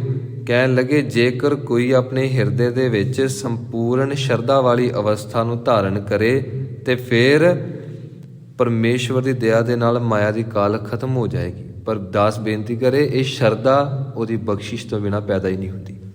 ਤੇ ਬਖਸ਼ਿਸ਼ ਕਿਵੇਂ ਹੋਏਗੀ? ਗੁਰਪ੍ਰਸਾਦ। ਬਹੁਤੀ ਵਿਆਖਿਆ ਦੀ ਲੋੜ ਨਹੀਂ ਹੈ ਇਹਦੇ ਵਾਸਤੇ, ਬਹੁਤੀ ਕਥਾ ਦੀ ਲੋੜ ਨਹੀਂ। ਬਖਸ਼ਿਸ਼ ਅੰਮ੍ਰਿਤ ਦੀ ਪ੍ਰਾਪਤੀ ਹੋ ਗਈ, ਬਸ ਸਾਰਾ ਕੁਝ ਹੀ ਪ੍ਰਾਪਤ ਹੋ ਗਿਆ। ਗੁਰੂ ਦਾ ਹੁਕਮ ਹੋ ਗਿਆ। ਹੁਣ ਅੱਗੇ ਬੰਦੇ ਦਾ ਐਫਰਟ ਹੈ, ਅੱਗੇ ਬੰਦੇ ਨੇ ਹੁਣ ਸੱਤ ਕਰਕੇ ਵਚਨ ਮੰਨਣਾ ਹੈ। ਗੁਰੂ ਦੀ ਬਖਸ਼ਿਸ਼ ਇੰਨੀ ਤੇਜ਼ੀ ਨਾਲ ਵਰਤਦੀ ਹੈ ਕਿ ਇੰਨੀ ਤੇਜ਼ੀ ਨਾਲ ਸੰਸਾਰ ਦੇ ਵਿੱਚ ਕੋਈ ਚੀਜ਼ ਵਰਕ ਹੀ ਨਹੀਂ ਕਰਦੀ। ਇੱਥੋਂ ਤੱਕ ਕਿ ਮਨ ਦੀ ਸਪੀਡ ਵੀ ਇੰਨੀ ਨਹੀਂ ਜਿੰਨੀ ਗੁਰੂ ਦੀ ਬਖਸ਼ਿਸ਼ ਨਾਜ਼ਲ ਹੁੰਦੀ, ਜਿੰਨੀ ਛੇਤੀ। ਤੇ ਸੱਚੇ ਪਾਤਸ਼ਾਹ ਜੀ ਕਹਿੰਦੇ ਨੇ, ਜੇ ਕੋ ਮਨ ਜਾਣੈ ਮਨ ਕੋਏ। ਇਹਨਾਂ ਦੋਵਾਂ ਅਲਫਾਜ਼ਾਂ ਦੇ ਵਿੱਚ ਡਿਫਰੈਂਸ ਤੁਸੀਂ ਦੇਖਿਓ। ਜੇ ਕੋ ਮਨ ਜਾਣੈ ਮਨ ਕੋਏ, ਜੇਕਰ ਕੋਈ ਹਿਰਦੇ ਦੇ ਵਿੱਚ ਸ਼ਰਧਾ ਭਾਵਨਾ ਰੱਖ ਲਵੇ, ਉਹ ਹੀ ਇਸ ਅਵਸਥਾ ਨੂੰ ਜਾਣ ਸਕਦਾ ਹੈ, ਉਹ ਹੀ ਆਪਣੀ ਆਤਮਿਕ ਅਵਸਥਾ ਉੱਚੀ ਨੂੰ ਪ੍ਰਾਪਤ ਕਰ ਸਕਦਾ ਹੈ। ਮੰਨੈ ਸੁਰਤ ਹੋਵਾ ਮਨ ਬੁੱਧ। ਜੇਕਰ ਕਿਸੇ ਮਨੁੱਖ ਦੇ ਮਨ ਦੇ ਵਿੱਚ ਪਰਮੇਸ਼ਵਰ ਦੇ ਨਾਮ ਦੀ ਕਿਉਰਿਓਸਿਟੀ ਪੈਦਾ ਹੋ ਜਾਏ, ਜਿਵੇਂ ਸਾਨੂੰ ਖੋਹ ਪੈਂਦੀ ਪ੍ਰਸ਼ਾਦਾ ਨਹੀਂ ਨਾ ਛਕਦੇ, ਪਹਿਲੀ ਗੱਲ ਭੁੱਖ ਲੱਗਦੀ ਆ। ਭੁੱਖ ਅਜੇ ਸ਼ੁਰੂ ਹੁੰਦੀ ਸਾਨੂੰ ਮਹਿਸੂਸ ਹੋ ਜਾਂਦੀ ਕਿ ਭੁੱਖ ਲੱਗਣੀ ਸ਼ੁਰੂ ਹੋ ਗਈ। ਜਿਸ ਵੇਲੇ ਇੰਤਹਾ ਹੋ ਜਾਂਦੀ ਆ ਤੇ ਅਸੀਂ ਕਹਿੰਦੇ ਆ ਕਿ ਸਾਡਾ ਹੁਣ ਨਾ ਸਰੀਰ ਖਾਲੀ ਖਾਲੀ ਮਹਿਸੂਸ ਹੋਣ ਲੱਗ ਪਿਆ, ਫਿਰ ਅਸੀਂ ਪ੍ਰਸ਼ਾਦੇ ਵੱਲ ਦੌੜਦੇ ਆ। ਭੁੱਖ ਸਾਨੂੰ ਦੌੜਾਉਂਦੀ ਆ। ਭੁੱਖ ਆਤਮਿਕ ਜੀਵਨ ਦੇ ਵਿੱਚ ਵੀ ਸਾਡੇ ਨਿਘਾਰ ਦਾ ਕਾਰਨ ਸਾਡੀ ਵਾਸ਼ਨਾ ਦੀ ਭੁੱਖ, ਤੇ ਇੱਧਰਲੇ ਪਾਸੇ ਵੀ ਭੁੱਖ, ਹਰ ਪਾਸੇ। ਤੇ ਜੇ ਆਤਮਿਕ ਉੱਚੀ ਅਵਸਥਾ ਦੀ ਗੱਲ ਕਰੀਏ, ਉੱਥੇ ਵੀ ਭੁੱਖ। ਸਾਚੇ ਨਾਮ ਕੀ ਲਾਗੈ ਭੂਖ। ਭੁੱਖ ਲੱਗ ਜਾਏ ਤੈਨੂੰ ਸੱਚੇ ਨਾਮ ਦੀ, ਉਤ ਭੁੱਖ ਹੈ ਖਾਏ ਚਲੀਏ ਹੈ ਦੁੱਖ। ਸਾਰੇ ਸੰਸਾਰ ਦੀਆਂ ਭੁੱਖਾਂ ਦੁੱਖਾਂ ਨੂੰ ਜਨਮ ਦਿੰਦੀਆਂ ਨੇ, ਸਿਰਫ ਇੱਕੋ ਇੱਕ ਭੁੱਖ ਆ, ਰੱਬ ਦੇ ਨਾਮ ਦੀ ਭੁੱਖ ਲੱਗ ਗਈ, ਸਾਰੇ ਦੁੱਖ ਦੂਰ ਹੋ ਜਾਣਗੇ। ਤੇ ਸੱਚੇ ਪਾਤਸ਼ਾਹ ਜੀ ਕਹਿੰਦੇ ਨੇ, ਦੇਖ ਤੇਰੇ ਅੰਦਰ ਭੁੱਖ ਲੱਗੀ ਤੇ ਤੂੰ ਪ੍ਰਸ਼ਾਦੇ ਵੱਲ ਦੌੜਿਆ। ਜੇ ਤੈਨੂੰ ਸਿਮਰਨ ਦੀ, ਤੈਨੂੰ ਨਿਤਨੇਮ ਦੀ, ਤੈਨੂੰ ਵਾਹਿਗੁਰੂ ਵਾਹਿਗੁਰੂ ਗੁਰਮੰਤਰ ਦੀ ਭੁੱਖ ਨਹੀਂ ਲੱਗੀ, ਇਹਦਾ ਮਤਲਬ ਤੂੰ ਬਿਮਾਰ ਆ। ਤੇਰੇ ਅੰਦਰ ਬਿਮਾਰੀਆਂ ਬੜੀਆਂ ਭਿਅੰਕਰ ਪੈਦਾ ਹੋ ਗਈਆਂ, ਤੈਨੂੰ ਇੰਨੇ ਸਾਲ ਹੋ ਗਏ ਤੈਨੂੰ ਭੁੱਖ ਨਹੀਂ ਲੱਗੀ। ਮਹਾਰਾਜ ਜੀ ਦੀ ਬਾਣੀ ਤੇ ਇੱਥੋਂ ਤੱਕ ਕਹਿੰਦੀ, ਤੈਨੂੰ ਕਈ ਜਨਮਾਂ ਦੀ ਭੁੱਖ ਨਹੀਂ ਲੱਗੀ। ਤੇ ਭੁੱਖ ਨਹੀਂ ਲੱਗੀ ਤੇ ਗੁਰੂ ਨੂੰ ਪੁੱਛ, ਮੇਰਾ ਬੈਦ ਗੁਰੂ ਗੋਵਿੰਦਾ, ਹਰ ਹਰ ਨਾਮ ਔਖਦ ਮੁਖ ਦੇਵੈ, ਕਾਟੇ ਜਮ ਕੀ ਫੰਦਾ।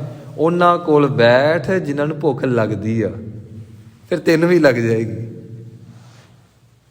ਸੱਚੇ ਪਾਤਸ਼ਾਹ ਜੀ ਕਹਿੰਦੇ ਨੇ, ਭੁੱਖ ਤੇ ਸਿਰਫ ਸਾਧੂਆਂ ਸੰਤਾਂ ਮਹਾਂਪੁਰਖਾਂ ਨੂੰ ਲੱਗਦੀ ਹੈ ਨਾ, ਉਹਨਾਂ ਕੋਲ ਬੈਠੇਗਾ ਤੇਰਾ ਵੀ ਸੁਭਾਅ ਹੋ ਜਾ ਬਣਨਾ ਸ਼ੁਰੂ ਹੋ ਜਾਏਗਾ। ਮਹਾਰਾਜ ਜੀ ਕਹਿੰਦੇ ਮੰਨੈ, ਇੱਥੇ ਰੁਕ ਜਾਣਾ ਜੀ। ਮੰਨੈ, ਇੱਥੇ ਦੁਲਾਵਾਂ ਨੇ ਅਸੀਂ ਅਕਸਰ ਮੰਨੇ ਕਹਿ ਦਿੰਦੇ ਹਾਂ, ਪਰ ਇਹ ਆ ਮੰਨੈ। ਮੰਨੈ, ਜੇ ਤੂੰ ਮੰਨ ਲਿਆ, ਤੇਰਾ ਹਿਰਦਾ ਭਰੋਸਾ ਧਾਰ ਕੇ ਬਹਿ ਗਿਆ, ਸੁਰਤ ਹੋਵੈ ਮਨ ਬੁੱਧ, ਫਿਰ ਤੇਰੇ ਮਨ ਨੂੰ ਸੁਰਤ ਆ ਜਾਏਗੀ। ਸੁਰਤ ਦਾ ਅਰਥ ਕੀ ਹੁੰਦਾ ਹੈ? ਜਾਗ ਆ ਜਾਏਗੀ, ਜਾਗਰਤੀ ਆ ਜਾਏਗੀ। ਅਸੀਂ ਸੁੱਤੇ ਪਏ ਹਾਂ ਮਹਾਰਾਜ, ਚੰਗੇ ਭਲੇ ਜਾਗਦੇ ਹਾਂ, ਜਕਾਰੇ ਛੱਡਦੇ ਫਿਰਦੇ ਅਸੀਂ ਛੱਡਦੇ ਕੱਖ ਨਹੀਂ। ਛਕਣਾ ਹੋਵੇ ਤੇ ਦੌੜੇ ਫਿਰਦੇ ਹਾਂ, ਲੜਨਾ ਹੋਵੇ ਤਾਂ ਵੀ ਦੌੜੇ ਫਿਰਦੇ ਹਾਂ। ਤੇ ਤੁਸੀਂ ਕਹਿੰਦੇ ਸੁੱਤੇ ਪਏ ਆ। ਮਹਾਰਾਜ ਜੀ ਕਹਿੰਦੇ ਹਾਂ ਕਾਕਾ, ਜੇ ਜਾਗਿਆ ਹੁੰਦਾ ਤੇ ਤੈਨੂੰ ਰੱਬ ਨਾ ਦਿਸ ਪੈਂਦਾ। ਮੰਨੈ, ਰੁਕ ਜਾਣਾ ਜੀ। ਸੁਰਤ ਹੋਵੇ ਮਨ ਬੁੱਧ, ਤੇਰੀ ਬੁੱਧੀ ਨੂੰ ਵੀ ਸੁਰਤ ਆ ਜਾਏਗੀ। ਤੇਰੀ ਬੁੱਧੀ ਵੀ ਸੁੱਤੀ ਪਈ ਆ। ਜੇ ਜਾਗਦੀ ਹੁੰਦੀ ਤੇ 24 ਘੰਟੇ ਅਜੱਪਾ ਜਾਪ ਚੱਲਣਾ ਸੀ। ਜੇ ਤੇਰਾ ਮਨ ਜਾਗਦਾ ਹੁੰਦਾ ਤੇ ਫਿਰ ਤੂੰ ਪਰਮੇਸ਼ਵਰ ਦੇ ਦਰਸ਼ਨ ਕਰਨੇ ਸੀ। ਤੂੰ ਸਰੀਰ ਦੇ ਵਿੱਚੋਂ ਨਿਕਲ ਜਾਇਆ ਕਰਨਾ ਸੀ। ਤੂੰ ਸਰੀਰ ਤੋਂ ਅਲੱਗ ਜੀਵਣਾ ਸੀ। ਤੂੰ ਸਰੀਰ ਵਾਸਤੇ ਨਹੀਂ ਸੀ ਜੀਵਣਾ, ਫਿਰ ਤੂੰ ਆਪਣੀ ਆਤਮਾ ਵਾਸਤੇ ਤੇ ਆਪਣੇ ਗੁਰੂ ਵਾਸਤੇ ਜੀਵਣਾ ਸੀ। ਕਹਿੰਦੇ ਜਿਸ ਵੇਲੇ ਤੂੰ ਮੰਨ ਲਿਆ ਫਿਰ ਤੂੰ ਜਾਗ ਪਏਗਾ। ਤੇ ਜਿਸ ਵੇਲੇ ਮਨ ਸੁੱਤਾ ਹੋਵੇ ਨਾ ਤੇ ਉਹਦੀ ਨਿਸ਼ਾਨੀ ਇਹੀ ਹੁੰਦੀ, ਭੁੱਖ ਨਹੀਂ ਲੱਗਦੀ। ਮਹਾਰਾਜ ਜੀ ਕਹਿੰਦੇ ਨੇ, ਨੈਨੋ ਨੀਂਦ ਪਰ ਦ੍ਰਿਸ਼ਟ ਵਿਕਾਰ, ਤੂੰ ਨੇਤਰਾਂ ਨਾਲ ਚੰਗਾ ਮਾੜਾ ਦੇਖਦਾ, ਤੈਨੂੰ ਪਤਾ ਨਹੀਂ। ਇੱਕ ਵੀ ਤੂੰ ਗਲਤ ਚੀਜ਼, ਗੰਦੀ ਚੀਜ਼ ਦੇਖ ਲਈ ਨੇਤਰਾਂ ਦੇ ਨਾਲ, ਉਹ ਇੱਕ ਵਾਰੀ ਤੂੰ ਵੇਖ ਲਈ, 24,000 ਸਵਾਸਾਂ ਤੋਂ ਬਾਅਦ ਉਹਨੇ ਕਈ ਮਿਲੀਅਨ ਆਪਣੇ ਅੰਦਰੋਂ ਹੋਰ ਚੀਜ਼ਾਂ ਪੈਦਾ ਕਰ ਦੇਣੀਆਂ ਨਾ, ਕਿਰਤ ਕਰ ਦੇਣੀਆਂ ਆ। ਜਿਹੜੀ ਵੀ ਚੀਜ਼ ਅਸੀਂ ਅੱਖਾਂ ਨਾਲ ਦੇਖਦੇ ਹਾਂ ਉਹ ਅੰਦਰੋਂ ਵੱਧਦੀ ਆ, ਕਿਉਂਕਿ ਮਨ ਸਾਡੀ, ਜੋ ਸਾਡਾ ਮਨ ਹੈ ਧਰਤੀ ਆ। ਜਿਵੇਂ ਧਰਤੀ ਵਿੱਚ ਕੋਈ ਬੀਜ ਬੀਜੀਏ ਨਾ, ਉਹ ਪ੍ਰਫੁੱਲਤ ਹੁੰਦਾ ਕਈ ਗੁਣਾ। ਇਸੇ ਤਰ੍ਹਾਂ ਜੋ ਅਸੀਂ ਅੱਖਾਂ ਨਾਲ ਦੇਖ ਲੈਂਦੇ ਹਾਂ ਉਹ ਸਾਡੇ ਮਨ 'ਚ ਬੀਜਿਆ ਜਾਂਦਾ, ਫਿਰ ਉਹ ਅੰਦਰੋਂ ਬੱਚੇ ਪੈਦਾ ਕਰੀ ਜਾਂਦਾ। ਇਹ ਬਹੁਤ ਡੂੰਘਾਈ ਦੀ ਬਾਤ ਆ। ਇਸ ਕਰਕੇ ਮਹਾਂਪੁਰਖ ਕਹਿੰਦੇ ਨੇ, ਭਾਈ ਤੂੰ ਸਿਮਰਨ ਕੀਤਾ, ਐਵੇਂ ਨਾ ਹੋਵੇ ਅਖਬਾਰ ਫੜ ਕੇ ਪੜ੍ਹਨ ਲੱਗ ਪਵੇਂ ਤੇ ਜੋ ਤੂੰ ਅੰਦਰ ਇਕੱਠਾ ਕੀਤਾ ਸਾਰੇ ਦੇ ਉੱਤੇ ਖੀਰ ਤੂੰ ਤਿਆਰ ਕੀਤੀ ਹੈ, ਇੰਨੀ ਸੁੰਦਰ ਇੰਨੀ ਸਵਾਦਿਸ਼ਟ, ਉਹ ਤੂੰ ਛਕਣੀ ਆ, ਸਵਾਦ ਧੂੜ ਲਈ, ਵਿਸ਼ਟਾ ਧੂੜ ਲਿਆ। ਮਹਾਂਪੁਰਖ ਇਸ ਕਰਕੇ ਅਖਬਾਰ ਵੀ ਨਹੀਂ ਪੜ੍ਹਦੇ। ਉਹ ਕਹਿੰਦੇ ਇਨਫੋਰਮੇਸ਼ਨ ਨਾਲ ਤੇ ਵੈਸੇ ਸਾਡਾ ਦਿਮਾਗ ਘੁੰਮਿਆ ਪਿਆ ਆ, ਇਹਨੂੰ ਇਨਫੋਰਮੇਸ਼ਨ ਨਹੀਂ ਚਾਹੀਦੀ, ਇਹਨੂੰ ਬ੍ਰਹਮ ਗਿਆਨ ਚਾਹੀਦਾ। ਤੇ ਸੱਚੇ ਪਾਤਸ਼ਾਹ ਜੀ ਕਹਿੰਦੇ ਨੇ, ਸੁੱਤਾ ਪਿਆ ਹੈ ਨੈਨੋ ਨੀਂਦ, ਤੇਰੀਆਂ ਅੱਖਾਂ ਸੁੱਤੀਆਂ ਪਈਆਂ, ਨੈਨੋ ਨੀਂਦ ਪਰ ਦ੍ਰਿਸ਼ਟ ਵਿਕਾਰ, ਰਸਨਾ ਸੋਈ ਲੋਭ ਮੀਠੈ ਸਾਧ। ਕਹਿਣ ਲੱਗੇ ਸ਼ਰਵਣ ਸੋਏ ਸੁਣ ਨਿੰਦ ਵਿਚਾਰ, ਰਸਨਾ ਸੋਈ ਲੋਭ ਮੀਠੈ ਸਾਧ, ਮਨ ਸੋਇਆ ਮਾਇਆ ਬਿਸਮਾਦ, ਇਸ ਗ੍ਰਹਿ ਮੈਂ ਕੋਈ ਜਾਗਤ ਰਹਿ, ਸਾਬਤ ਵਸਤ ਉਹ ਆਪਣੀ ਲਹਿ। ਸੁੱਤਾ ਪਿਆ, ਬੜਾ ਭਿਅੰਕਰ ਸੁੱਤਾ ਪਿਆ, ਘੂਕ ਸੁੱਤਾ ਪਿਆ, ਬੇਹੋਸ਼ ਹੀ ਹੋਇਆ ਪਿਆ, ਤੂੰ ਤਾਂ ਕੋਮਾ ਵਿੱਚ ਲੰਮੇ ਪਿਆ, ਤੈਨੂੰ ਤਾਂ ਪਤਾ ਹੀ ਕੁਝ ਨਹੀਂ ਹੋਈ ਕੀ ਜਾਂਦਾ, ਕਿਵੇਂ ਤੇਰੇ ਚੁਗਿਰਦੇ ਕੀ ਸ਼ਕਤੀ ਵਰਤ ਰਹੀ ਆ। ਫਿਰ ਪਤਾ ਲੱਗਦਾ ਹਵਾ ਜੋ ਸਾਡੇ ਵੱਲ ਆ ਰਹੀ ਆ, ਇੱਕ ਪ੍ਰਕਾਸ਼ ਸਵਰੂਪ ਪਰਮੇਸ਼ਵਰ ਭੇਜ ਰਿਹਾ। ਫਿਰ ਹਰ ਚੀਜ਼ 'ਚ ਪ੍ਰਕਾਸ਼ ਦਿਸਦਾ, ਹਰ ਚੀਜ਼ ਵਿੱਚ ਪ੍ਰਕਾਸ਼ ਦਿਸਦਾ। ਇੱਥੋਂ ਤੱਕ ਕਿ ਜੋ ਸਾਨੂੰ ਮਾਰਨ ਵਾਸਤੇ ਆ ਰਿਹਾ ਉਹਦੇ ਵਿੱਚ ਵੀ ਪ੍ਰਕਾਸ਼ ਦਿਸਦਾ। ਐਸੀ ਕਿਰਪਾ ਹੋ ਜਾਂਦੀ ਆ, ਜਮਦੂਤ ਵੀ ਜੇਕਰ ਸਾਹਮਣੇ ਆ ਜਾਣ ਤੇ ਉਹਦੇ ਵਿੱਚ ਵੀ ਪ੍ਰਕਾਸ਼ ਦਿਸਦਾ ਕਿ ਬਣਾਇਆ ਤਾਂ ਰੱਬ ਨੇ ਹੀ ਹੈ ਨਾ, ਜੋਤ ਤੇ ਉਹਦੀ ਵਰਤ ਰਹੀ ਆ। ਤੇ ਤਾਂ ਹੀ ਤੇ ਮਹਾਰਾਜ ਜੀ ਨੇ ਕਹਿਤਾ ਸੀ, ਜਿਹੜੇ ਜਲਾਦ ਨੇ ਸਿਰ ਕਲਮ ਕੀਤਾ ਸੀ, ਮਹਾਰਾਜ ਜੀ ਦਾ ਸੀਸ ਕਲਮ ਕੀਤਾ ਸੀ ਨੌਵੇਂ ਪਾਤਸ਼ਾਹ, ਮਹਾਰਾਜ ਜੀ ਕਹਿੰਦੇ ਸੀ ਲੋਕਾਂ ਲਈ ਜਲਾਦ ਹੈ ਤੂੰ, ਪਰ ਮੇਰੇ ਲਈ ਰੱਬ ਦੀ ਯਾਦ ਹੈ ਤੂੰ। ਕਿ ਤੇਰੇ ਵਿੱਚ ਵੀ ਤੇ ਉਹੀ ਆ। ਵੇਖੋ ਮਾਰਨ ਵਾਸਤੇ ਆਇਆ, ਮਹਾਰਾਜ ਜੀ ਨੇ ਸ਼ਹੀਦ ਕੀਤਾ, ਪਰ ਮਹਾਰਾਜ ਜੀ ਵੇਖ ਕੇ ਹੱਸ ਰਹੇ ਆ, ਮੁਸਕਰਾ ਰਹੇ ਆ। ਸੱਚੇ ਪਾਤਸ਼ਾਹ ਜੀ ਕਹਿੰਦੇ ਨੇ, ਇਹ ਨੰਗੀ ਤਲਵਾਰ ਦੇ ਅੱਗੇ ਮੁਸਕਰਾਉਂਦੇ ਹੋਏ ਸ਼੍ਰੀ ਜਪਜੀ ਸਾਹਿਬ ਦਾ ਪਾਠ ਕਰਨ ਵਾਲੇ ਨੂੰ ਕਹਿੰਦੇ ਨੇ, ਮੰਨੈ ਸੁਰਤ ਹੋਵੈ ਮਨ ਬੁੱਧ। ਸੁਰਤ ਜਾਗ ਪਈ, ਹੁਣ ਮੌਤ ਦਾ ਪਤਾ ਲੱਗ ਗਿਆ, ਅਸਲ ਵਿੱਚ ਮੌਤ ਨਹੀਂ, ਤੇ ਚੋਲਾ ਤਿਆਗਣਾ। ਅੱਗੇ ਬਖਸ਼ਿਸ਼ ਕਰਦੇ ਹਨ, ਸਗਲ ਭਵਨ ਕੀ ਸੁਧ। ਫਿਰ ਕਰੋੜਾਂ ਖੰਡਾਂ ਬ੍ਰਹਿਮੰਡਾਂ ਦੀ ਫਿਰ ਸਮਝ ਆ ਜਾਂਦੀ ਹੈ ਕਿ ਹਰ ਥਾਂ ਦੇ ਉੱਤੇ ਪਰਮੇਸ਼ਵਰ ਦੀ ਸ਼ਕਤੀ ਕੰਮ ਕਰਦੀ ਪਈ ਹੈ। ਮੈਂ ਵੀ ਟੈਨਸ਼ਨ ਲਈ ਬੈਠਾ ਹਾਂ ਕਿ ਮੈਂ ਕੁਝ ਕਰਾਂਗਾ, ਮੂਲ ਕਾਰਜ ਕਰਨਾ ਸੀ। ਅੰਮ੍ਰਿਤ ਵੇਲੇ ਉੱਠ ਤੇ ਬੰਦਗੀ ਵਿੱਚ ਜੁੜ, ਤੇ ਜੇ ਤੂੰ ਬੰਦਗੀ ਵਿੱਚ ਜੁੜ ਗਿਆ, ਜੋ ਖੰਡਾਂ ਬ੍ਰਹਿਮੰਡਾਂ ਦਾ ਮਾਲਕ ਆ, ਤੇ ਕੀ ਉਹ ਤੇਰੇ ਉੱਤੇ ਬਖਸ਼ਿਸ਼ ਨਾ ਵਰਤਾਏਗਾ। ਕਹਿਣ ਲੱਗੇ ਹੁਣ ਸਮਝ ਪੈ ਗਈ ਕਿ ਸਿਰਫ ਉਹਦੀ ਨਾਮ ਦੀ ਸ਼ਕਤੀ ਹੀ ਸਰਵ ਸ੍ਰੇਸ਼ਟ ਹੈ। ਮੋਹ ਚੋਟਾ ਨਾ ਖਾਏ। ਕਹਿੰਦੇ ਨੇ ਫਿਰ ਜਿਵੇਂ ਮਨੁੱਖ ਨੇ ਸੁਣ ਕੇ ਮੰਨ ਲਿਆ, ਫਿਰ ਵਿਸ਼ੇ ਵਿਕਾਰਾਂ ਦੀਆਂ ਚੋਟਾਂ ਨਹੀਂ ਵੱਜਣਗੀਆਂ। ਵਿਸ਼ੇ ਵਿਕਾਰ ਚੋਟਾਂ ਹੀ ਮਾਰਦੇ ਨੇ ਨਾ, ਫਿਰ ਸਾਡੀ ਆਤਮਾ ਦੇ ਉੱਤੇ ਹਨੇਰੇ ਦੇ ਪਰਦੇ ਪੈਂਦੇ ਨੇ। ਇੱਕ ਵਾਰ ਕੋਈ ਮਨੁੱਖ ਜੇ ਵਿਕਾਰ ਭੋਗਦਾ ਹੈ ਤੇ ਅੰਦਰ ਹਨੇਰਾ ਹੋਰ ਵੱਧ ਜਾਂਦਾ ਹੈ, ਹੋਰ ਵੱਧ ਜਾਂਦਾ ਹੈ। ਜਿਵੇਂ ਜਿਵੇਂ ਅਸੀਂ ਗੁਰਮੰਤਰ ਕਰਦੇ ਹਾਂ, ਫਿਰ ਤੇ ਐਸਾ ਵੀ ਸਮਾਂ ਆਉਂਦਾ ਹੈ ਕਿ ਜੋ ਜੀਵਨ ਸਾਥੀ ਹੁੰਦਾ ਹੈ, ਉਹਦੇ ਅੱਗੇ ਹੱਥ ਜੋੜ ਕੇ ਤੇ ਸੀਸ ਝੁਕਾਉਣ ਨੂੰ ਜੀ ਕਰਦਾ ਹੈ, ਚਰਨਾਂ ਤੇ ਨਮਸਕਾਰ ਕਰਨ ਨੂੰ ਜੀ ਕਰਦਾ ਹੈ। ਧੰਨ ਆ ਜੋ ਮੇਰੀਆਂ ਗਲਤੀਆਂ ਦੱਸਦਾ ਹੈ। ਸਮਾਂ ਆਉਂਦਾ ਹੈ, ਫਿਰ ਵਿਸ਼ੇ ਵਿਕਾਰ ਦਾ ਹਲਕਾ ਜਿਹਾ ਵੀ ਦਾਗ ਜੀਵਨ ਵਿੱਚ ਨਹੀਂ ਰਹਿ ਜਾਂਦਾ, ਜੀਵਨ ਪਵਿੱਤਰ ਹੋ ਜਾਂਦਾ ਹੈ। ਫਿਰ ਕਹਿੰਦੇ ਨੇ ਕਿ ਜਿਸ ਵੇਲੇ ਕੋਈ ਪਰਮੇਸ਼ਵਰ ਦੇ ਨਾਮ ਨੂੰ ਜਪ ਜਪ ਕੇ ਆਪਣੇ ਅੰਦਰ ਸ਼ਰਧਾ ਭਾਵਨਾ ਪੈਦਾ ਕਰ ਲੈਂਦਾ ਹੈ, ਫਿਰ ਜਨਮ ਮਰਨ ਦਾ ਗੇੜ ਖਤਮ ਹੋ ਜਾਂਦਾ ਹੈ। ਫਿਰ ਜਮ ਆ ਕੇ ਨਹੀਂ ਲੈ ਕੇ ਜਾਂਦੇ, ਫਿਰ ਖੁਦ ਸੱਚੇ ਪਾਤਸ਼ਾਹ ਜੀ ਆਉਂਦੇ ਨੇ ਤੇ ਸਾਨੂੰ ਸਾਂਭਣ ਵਾਸਤੇ ਸਾਨੂੰ ਗਲਵੱਕੜੀ ਪਾ ਕੇ ਤੇ ਆਪਣੀ ਗੋਦ ਵਿੱਚ ਬਿਠਾ ਕੇ ਲੈ ਜਾਂਦੇ ਨੇ। ਕਿਉਂਕਿ ਗੁਰੂ ਧਾਰਨ ਕਰਨ ਦਾ ਅਰਥ ਹੀ ਇਹੀ ਆ ਕਿ ਗੁਰੂ ਦੀ ਜ਼ਿੰਮੇਵਾਰੀ ਆ। ਜੇਕਰ ਗੁਰੂ ਧਾਰਨ ਕੀਤਾ ਤਾਂ ਜ਼ਿੰਮੇਵਾਰੀ ਹੈ, ਜੇ ਗੁਰੂ ਧਾਰਨ ਕੀਤੇ ਨਹੀਂ ਫਿਰ ਜ਼ਿੰਮੇਵਾਰੀ ਕਾਹਦੀ। ਇਸ ਕਰਕੇ ਗੁਰੂ ਧਾਰਨਾ ਅਤ ਲਾਜ਼ਮੀ ਹੈ। ਐਸਾ ਨਾਮ ਨਿਰੰਜਨ ਹੋਏ, ਜੇ ਕੋ ਮਨ ਜਾਣੈ ਮਨ ਕੋਏ। ਇਸ ਕਰਕੇ ਪਰਮੇਸ਼ਵਰ ਦਾ ਨਾਮ ਮਾਇਆ ਦੀ ਕਾਲਖ ਤੋਂ ਰਹਿਤ ਹੈ, ਤੇ ਜੇਕਰ ਕੋਈ ਮਨੁੱਖ ਆਪਣੇ ਹਿਰਦੇ ਦੇ ਵਿੱਚ ਸੰਪੂਰਨ ਸ਼ਰਧਾ, ਭਾਵਨਾ, ਭਰੋਸਾ, ਦ੍ਰਿੜਤਾ ਟਿਕਾ ਲਵੇ ਤੇ ਫਿਰ ਕਹਿੰਦੇ ਨੇ ਉਹ ਵੀ ਮਾਇਆ ਦੀ ਕਾਲਖ ਤੋਂ ਰਹਿਤ ਹੋ ਜਾਏਗਾ। ਸੱਚੇ ਪਾਤਸ਼ਾਹ ਜੀ ਅੱਗੇ ਬਖਸ਼ਿਸ਼ ਕਰਦੇ ਹਨ। ਮੰਨਾ ਮਾਰਗ ਠਾਕ ਨਾ ਪਾਏ।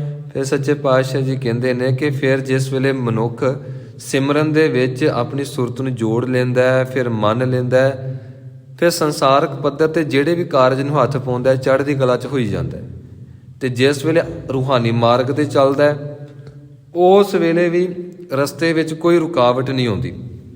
ਤੇ ਠਾਕ ਦਾ ਅਰਥ ਆ ਰੁਕਾਵਟ, ਠਾਕ ਦਾ ਅਰਥ ਆ ਕੋਈ ਰਸਤੇ ਦੇ ਵਿੱਚ ਠਾਕਣ ਵਾਲਾ, ਰੋਕਣ ਵਾਲਾ। ਤੇ ਜਦੋਂ ਗੁਰੂ ਦੇ ਸ਼ਬਦ ਦੀ ਬਖਸ਼ਿਸ਼ ਹੁੰਦੀ ਉਸ ਵੇਲੇ ਆਤਮਾ ਦੀ ਤਾਕਤ ਇਤਨੀ ਕੁ ਵੱਧ ਜਾਂਦੀ ਕਿ ਸੰਸਾਰ ਦੇ ਵਿੱਚ ਇਤਨੀ ਸ਼ਕਤੀ ਕਿਸੇ ਵੀ ਚੀਜ਼ ਵਿੱਚ ਨਹੀਂ ਹੁੰਦੀ ਜਿੰਨੀ ਆਤਮਾ ਦੇ ਵਿੱਚ ਹੁੰਦੀ ਆ।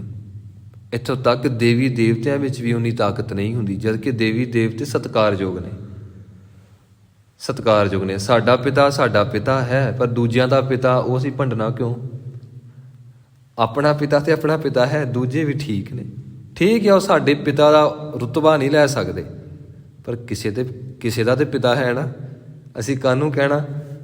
ਸਿੱਖ ਨਾ ਇਹ ਸ਼ਬਦ ਵਰਤੇ ਕਿ ਬਸ ਅਸੀਂ ਸੱਚਖੰਡ ਵਾਸੀ ਹਾਂ, ਬਾਕੀ ਸਾਰੇ ਨਰਕ ਵਾਸੀ ਹੈ। ਨਹੀਂ, ਜਿਹੜੀ ਸ਼ਕਤੀ ਜਿਸ ਮੰਡਲ ਦੀ ਵਾਸੀ ਹੈ ਆਪਣੇ ਭਾਵਨਾ ਵਾਲੇ ਨੂੰ, ਸ਼ਰਧਾਲੂਆਂ ਨੂੰ ਉੱਥੇ ਲੈ ਜਾਂਦੀ ਹੈ। ਸਾਰੇ ਸਤਿਕਾਰਯੋਗ ਨੇ। ਹੁਣ ਇੱਕ ਪਤਨੀ ਆਪਣੇ ਘਰ ਵਾਲੇ ਦੀ ਸਿਫਤ ਕਰੇ ਤੇ ਬਾਕੀ ਸਾਰਿਆਂ ਦੀ ਨਿੰਦਿਆ ਕਰੇ, ਗੱਲ ਬਣਦੀ ਨਹੀਂ ਨਾ। ਠੀਕ ਆ ਭਾਈ, ਠੀਕ ਆ ਭੈਣੇ, ਤੈਨੂੰ ਆਪਣਾ ਘਰ ਵਾਲਾ ਪਿਆਰਾ ਆ, ਕੋਈ ਦੂਜੀ ਬੀਬੀ ਕਹਿ ਸਕਦੀ ਆ ਜਿਵੇਂ ਤੈਨੂੰ ਪਿਆਰਾ ਸਾਨੂੰ ਆਪਣਾ ਘਰ ਵਾਲਾ ਪਿਆਰਾ, ਰੌਲਾ ਕਾਹਦਾ ਪਾਇਆ? ਜੇ ਤੈਨੂੰ ਪਿਆਰ ਆ, ਜੇ ਤੇਰਾ ਸਤਿਕਾਰ ਤੇਰੇ ਮਨ ਦੇ ਵਿੱਚ ਉਹਦੇ ਪ੍ਰਤੀ ਬਹੁਤ ਆ ਤੇ ਸਾਡੇ ਮਨ 'ਚ ਆਪਣੇ ਇਸ਼ਟ ਦੇ ਪ੍ਰਤੀ, ਆਪਣੇ ਪਤੀ ਦੇ ਪ੍ਰਤੀ ਸਤਿਕਾਰ ਆ। ਇਸ ਕਰਕੇ ਸਾਨੂੰ ਭੰਡਣਾ ਨਹੀਂ ਚਾਹੀਦਾ। ਸਾਰੀਆਂ ਸ਼ਕਤੀਆਂ ਸਤਿਕਾਰਯੋਗ ਆ।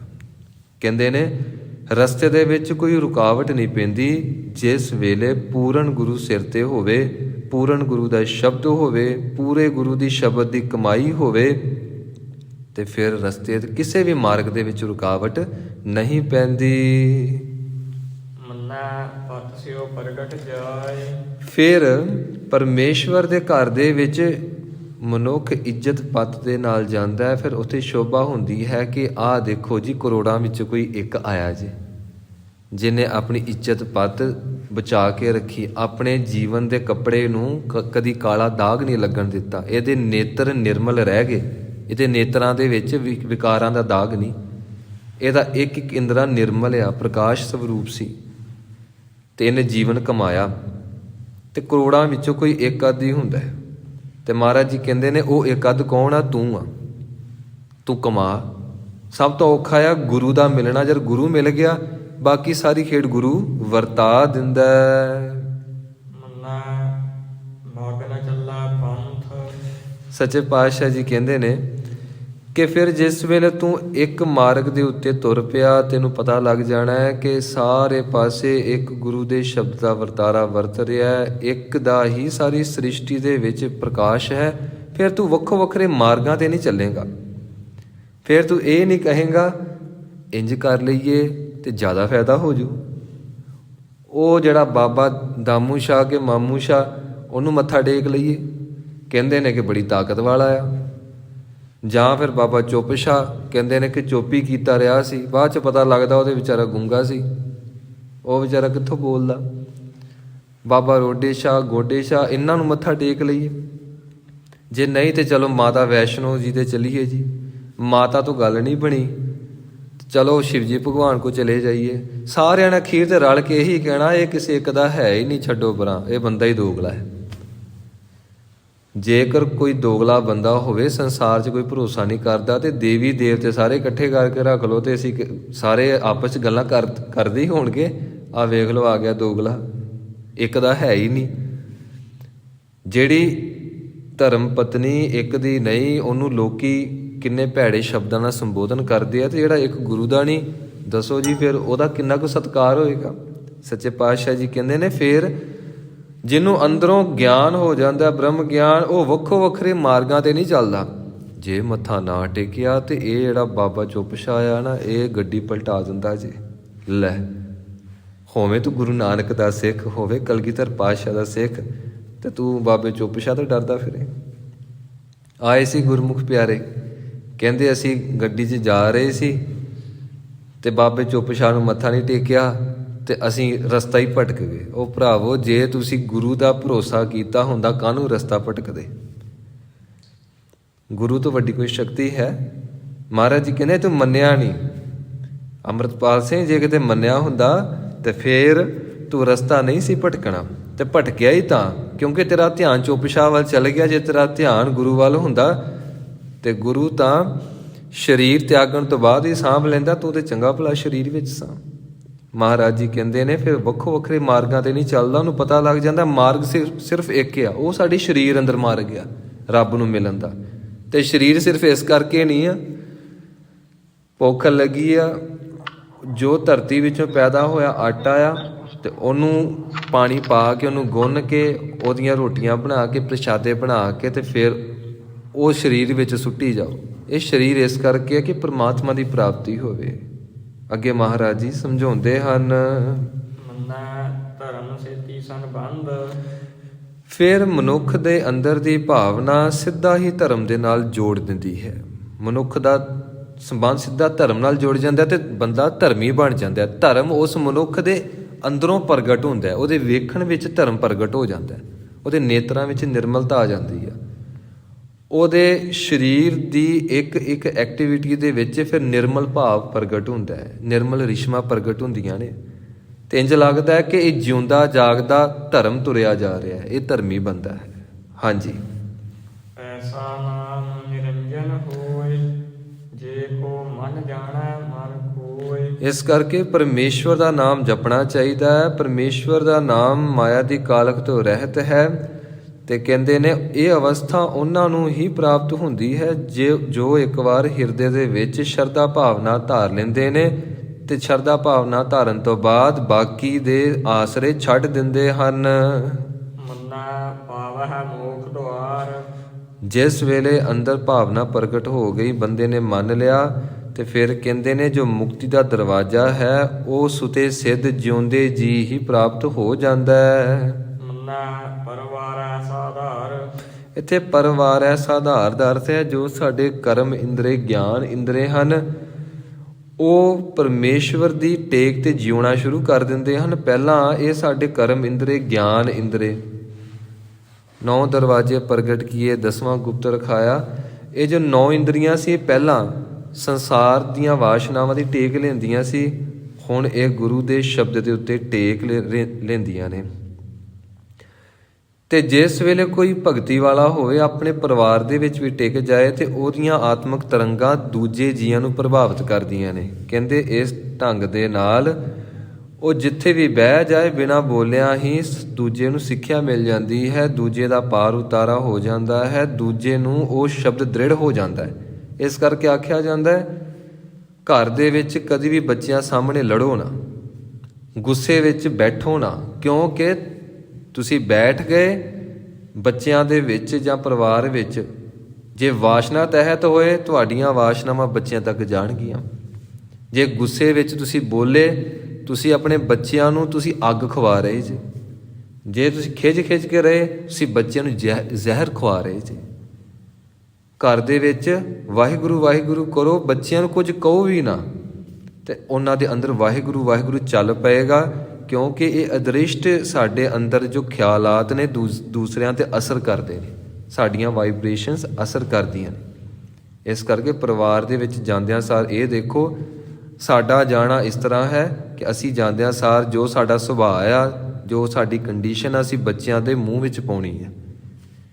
ਤੇ ਮੂੰਹ ਸਾਡਾ ਇੱਕ ਨਹੀਂ, 3.5 ਕਰੋੜ ਮੂੰਹ ਨੇ, 3.5 ਕਰੋੜ ਰੋਮ ਆ ਸਾਡਾ ਇੱਕ ਇੱਕ ਰੋਮ ਭੋਜਨ ਕਰਦਾ ਹੈ, ਇੰਦਰੀਆਂ ਭੋਜਨ ਕਰਦੀਆਂ, ਤੇ ਅਸੀਂ ਇੰਦਰੀਆਂ ਦੇ ਰਾਹੀਂ ਅਸੀਂ ਗੰਦਮੰਦ ਆਪ ਵੀ ਖਾਈਏ ਤੇ ਬੱਚਿਆਂ ਨੂੰ ਵੀ ਖਵਾਈਏ, ਚੰਗਾ ਨਹੀਂ ਨਾ ਲੱਗਦਾ। ਗੁਰੂ ਦੇ ਘਰ ਵਿੱਚ ਚੰਗਾ ਨਹੀਂ ਲੱਗਦਾ। ਕਦੀ ਅਸੀਂ ਗੁਰੂ ਘਰ ਵਿੱਚ ਜਾ ਕੇ ਗਾਲਾਂ ਕੱਢੀਆਂ, ਕਦੀ ਅਸੀਂ ਖਿੱਚ ਕੇ ਬੋਲੇ, ਕਿਉਂ? ਗੁਰੂ ਘਰ ਆ। ਮਹਾਰਾਜ ਜੀ ਕਹਿੰਦੇ ਨੇ ਤੇਰਾ ਘਰ ਵੀ ਤੇ ਗੁਰੂ ਘਰ ਹੀ ਆ।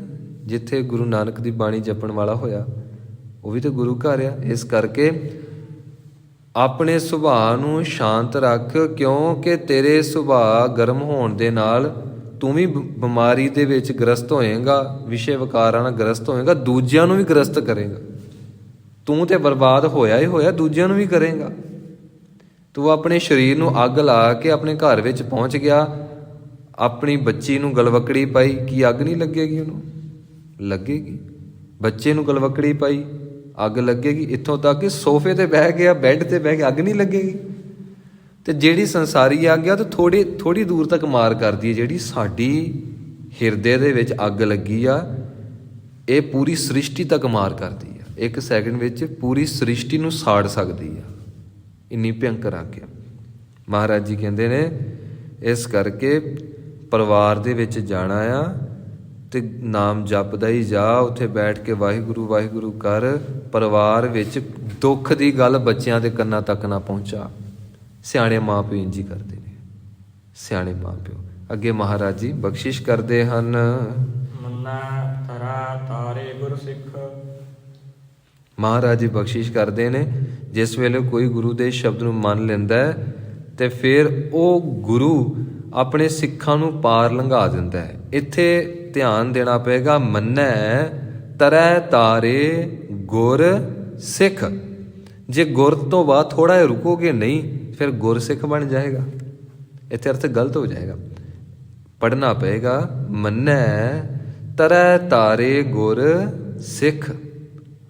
ਤੇ ਜੇ ਆਪਾਂ ਪੜਾਂਗੇ ਮੰਨੈ ਤਰੈ ਤਾਰੇ ਗੁਰ ਸਿੱਖ, ਇਹਦਾ ਮਤਲਬ ਸਿੱਖ ਨੇ ਮੰਨਿਆ, ਸਿੱਖ ਨੇ ਤਾਰ ਲਿਆ ਕਿਹਨੂੰ? ਆਪਣੇ ਆਪ ਨੂੰ। ਤੇ ਗੁਰੂ ਫਿਰ ਕਿੱਥੇ ਗਿਆ? ਸਿੱਖ ਵਿੱਚ ਇੰਨੀ ਤਾਕਤ ਨਹੀਂ ਕਿ ਆਪਣੇ ਆਪ ਨੂੰ ਤਾਰ ਲਵੇ। ਮਹਾਰਾਜ ਜੀ ਕਹਿੰਦੇ ਨੇ ਗੁਰੂ ਫਿਰ ਸਿੱਖ ਨੂੰ ਸੰਸਾਰ ਸਾਗਰ ਤੋਂ ਪਾਰ ਲੰਘਾ ਦਿੰਦਾ ਹੈ। ਤੇ ਇੱਥੇ ਸ਼ਬਦ ਹੈ ਸੱਸੇ ਨੂੰ ਸਿਹਾਰੀ ਖੱਖਾ, ਇਹਦਾ ਅਰਥ ਹੈ ਬਹੁਤੇ ਸਿੱਖਾਂ ਨੂੰ। ਬਹੁਤੇ ਕਿੰਨੇ? ਕੋਈ ਗਿਣਤੀ ਨਹੀਂ, ਕੋਈ ਇੱਥੇ ਲਿਮਿਟੇਸ਼ਨ ਨਹੀਂ। ਭਾਵੇਂ ਅਰਬਾਂ ਖਰਬਾਂ 'ਚ ਹੋਣ, ਗੁਰੂ ਸਾਰਿਆਂ ਦਾ ਪਾਰ ਉਤਾਰਾ ਕਰ ਦਿੰਦਾ ਹੈ।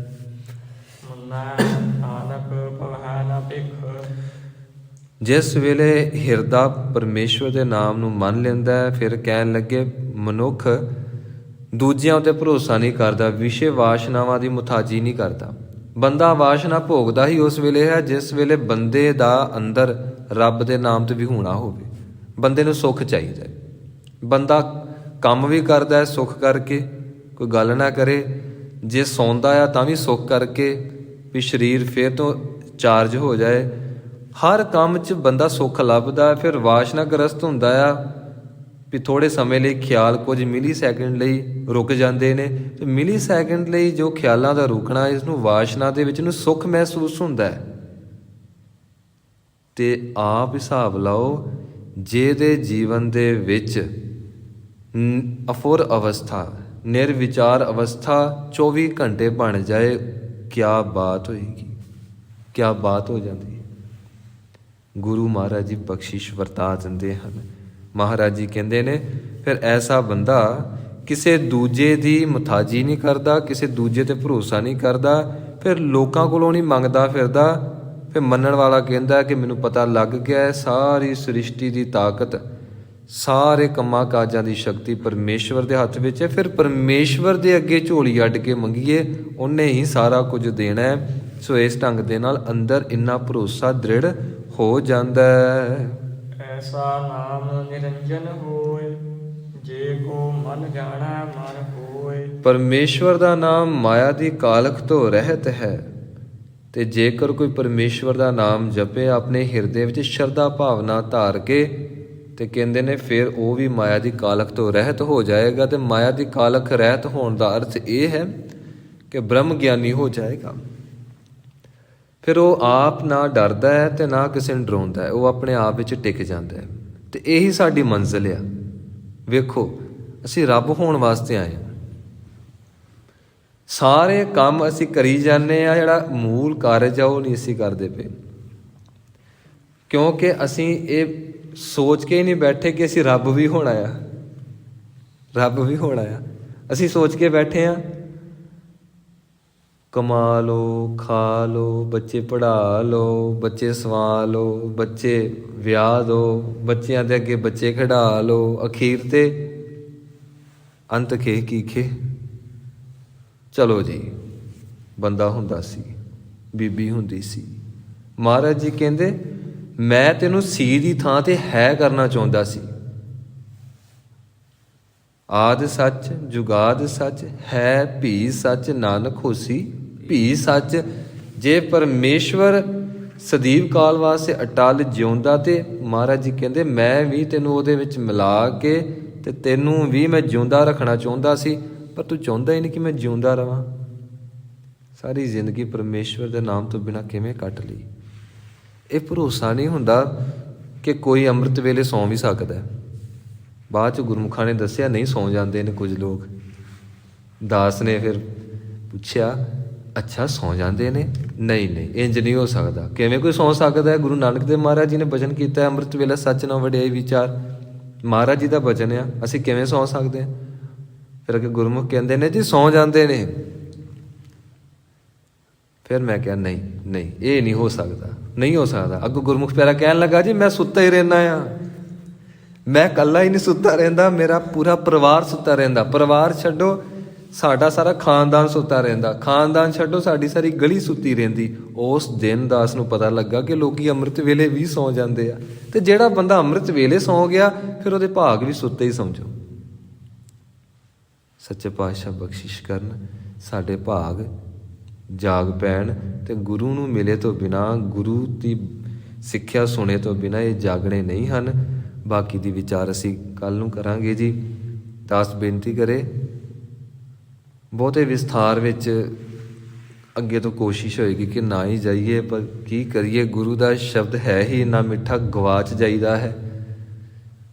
ਬਾਰ-ਬਾਰ ਮੁੜ ਕੇ ਆਈਦਾ ਹੈ ਕਿ ਬਹੁਤਾ ਨਹੀਂ ਵਿਸਥਾਰ 'ਚ ਜਾਣਾ, ਪਰ ਮਹਾਰਾਜ ਜੀ ਆਪੇ ਹੀ ਵਰਤੀ ਜਾਂਦੇ ਨੇ। ਸਮਝ ਨਹੀਂ ਲੱਗਦੀ, ਇਹ ਗੁਰੂ ਮਹਾਰਾਜ ਜੀ ਆਪੇ ਖੇਡ ਵਰਤਾਈ ਜਾਂਦੇ ਨੇ। ਆਪ ਜੀ ਸਾਰੇ ਭੁੱਲਾਂ ਚੁੱਕਾਂ ਦੀ ਖਿਮਾ ਬਖਸ਼ ਦਿਓ ਜੀ। ਭੁੱਲਾਂ ਚੁੱਕਾਂ ਦੀ ਖਿਮਾ ਸਮੂਹ ਸੰਗਤ ਬਖਸ਼ ਲਿਓ। ਆਓ ਅੰਤਲੀਆਂ ਪੰਕਤੀਆਂ ਪੜ੍ਹਦੇ ਹੋਏ ਸਮਾਪਤੀ ਕਰਨ ਦਾ ਯਤਨ ਕਰੀਏ।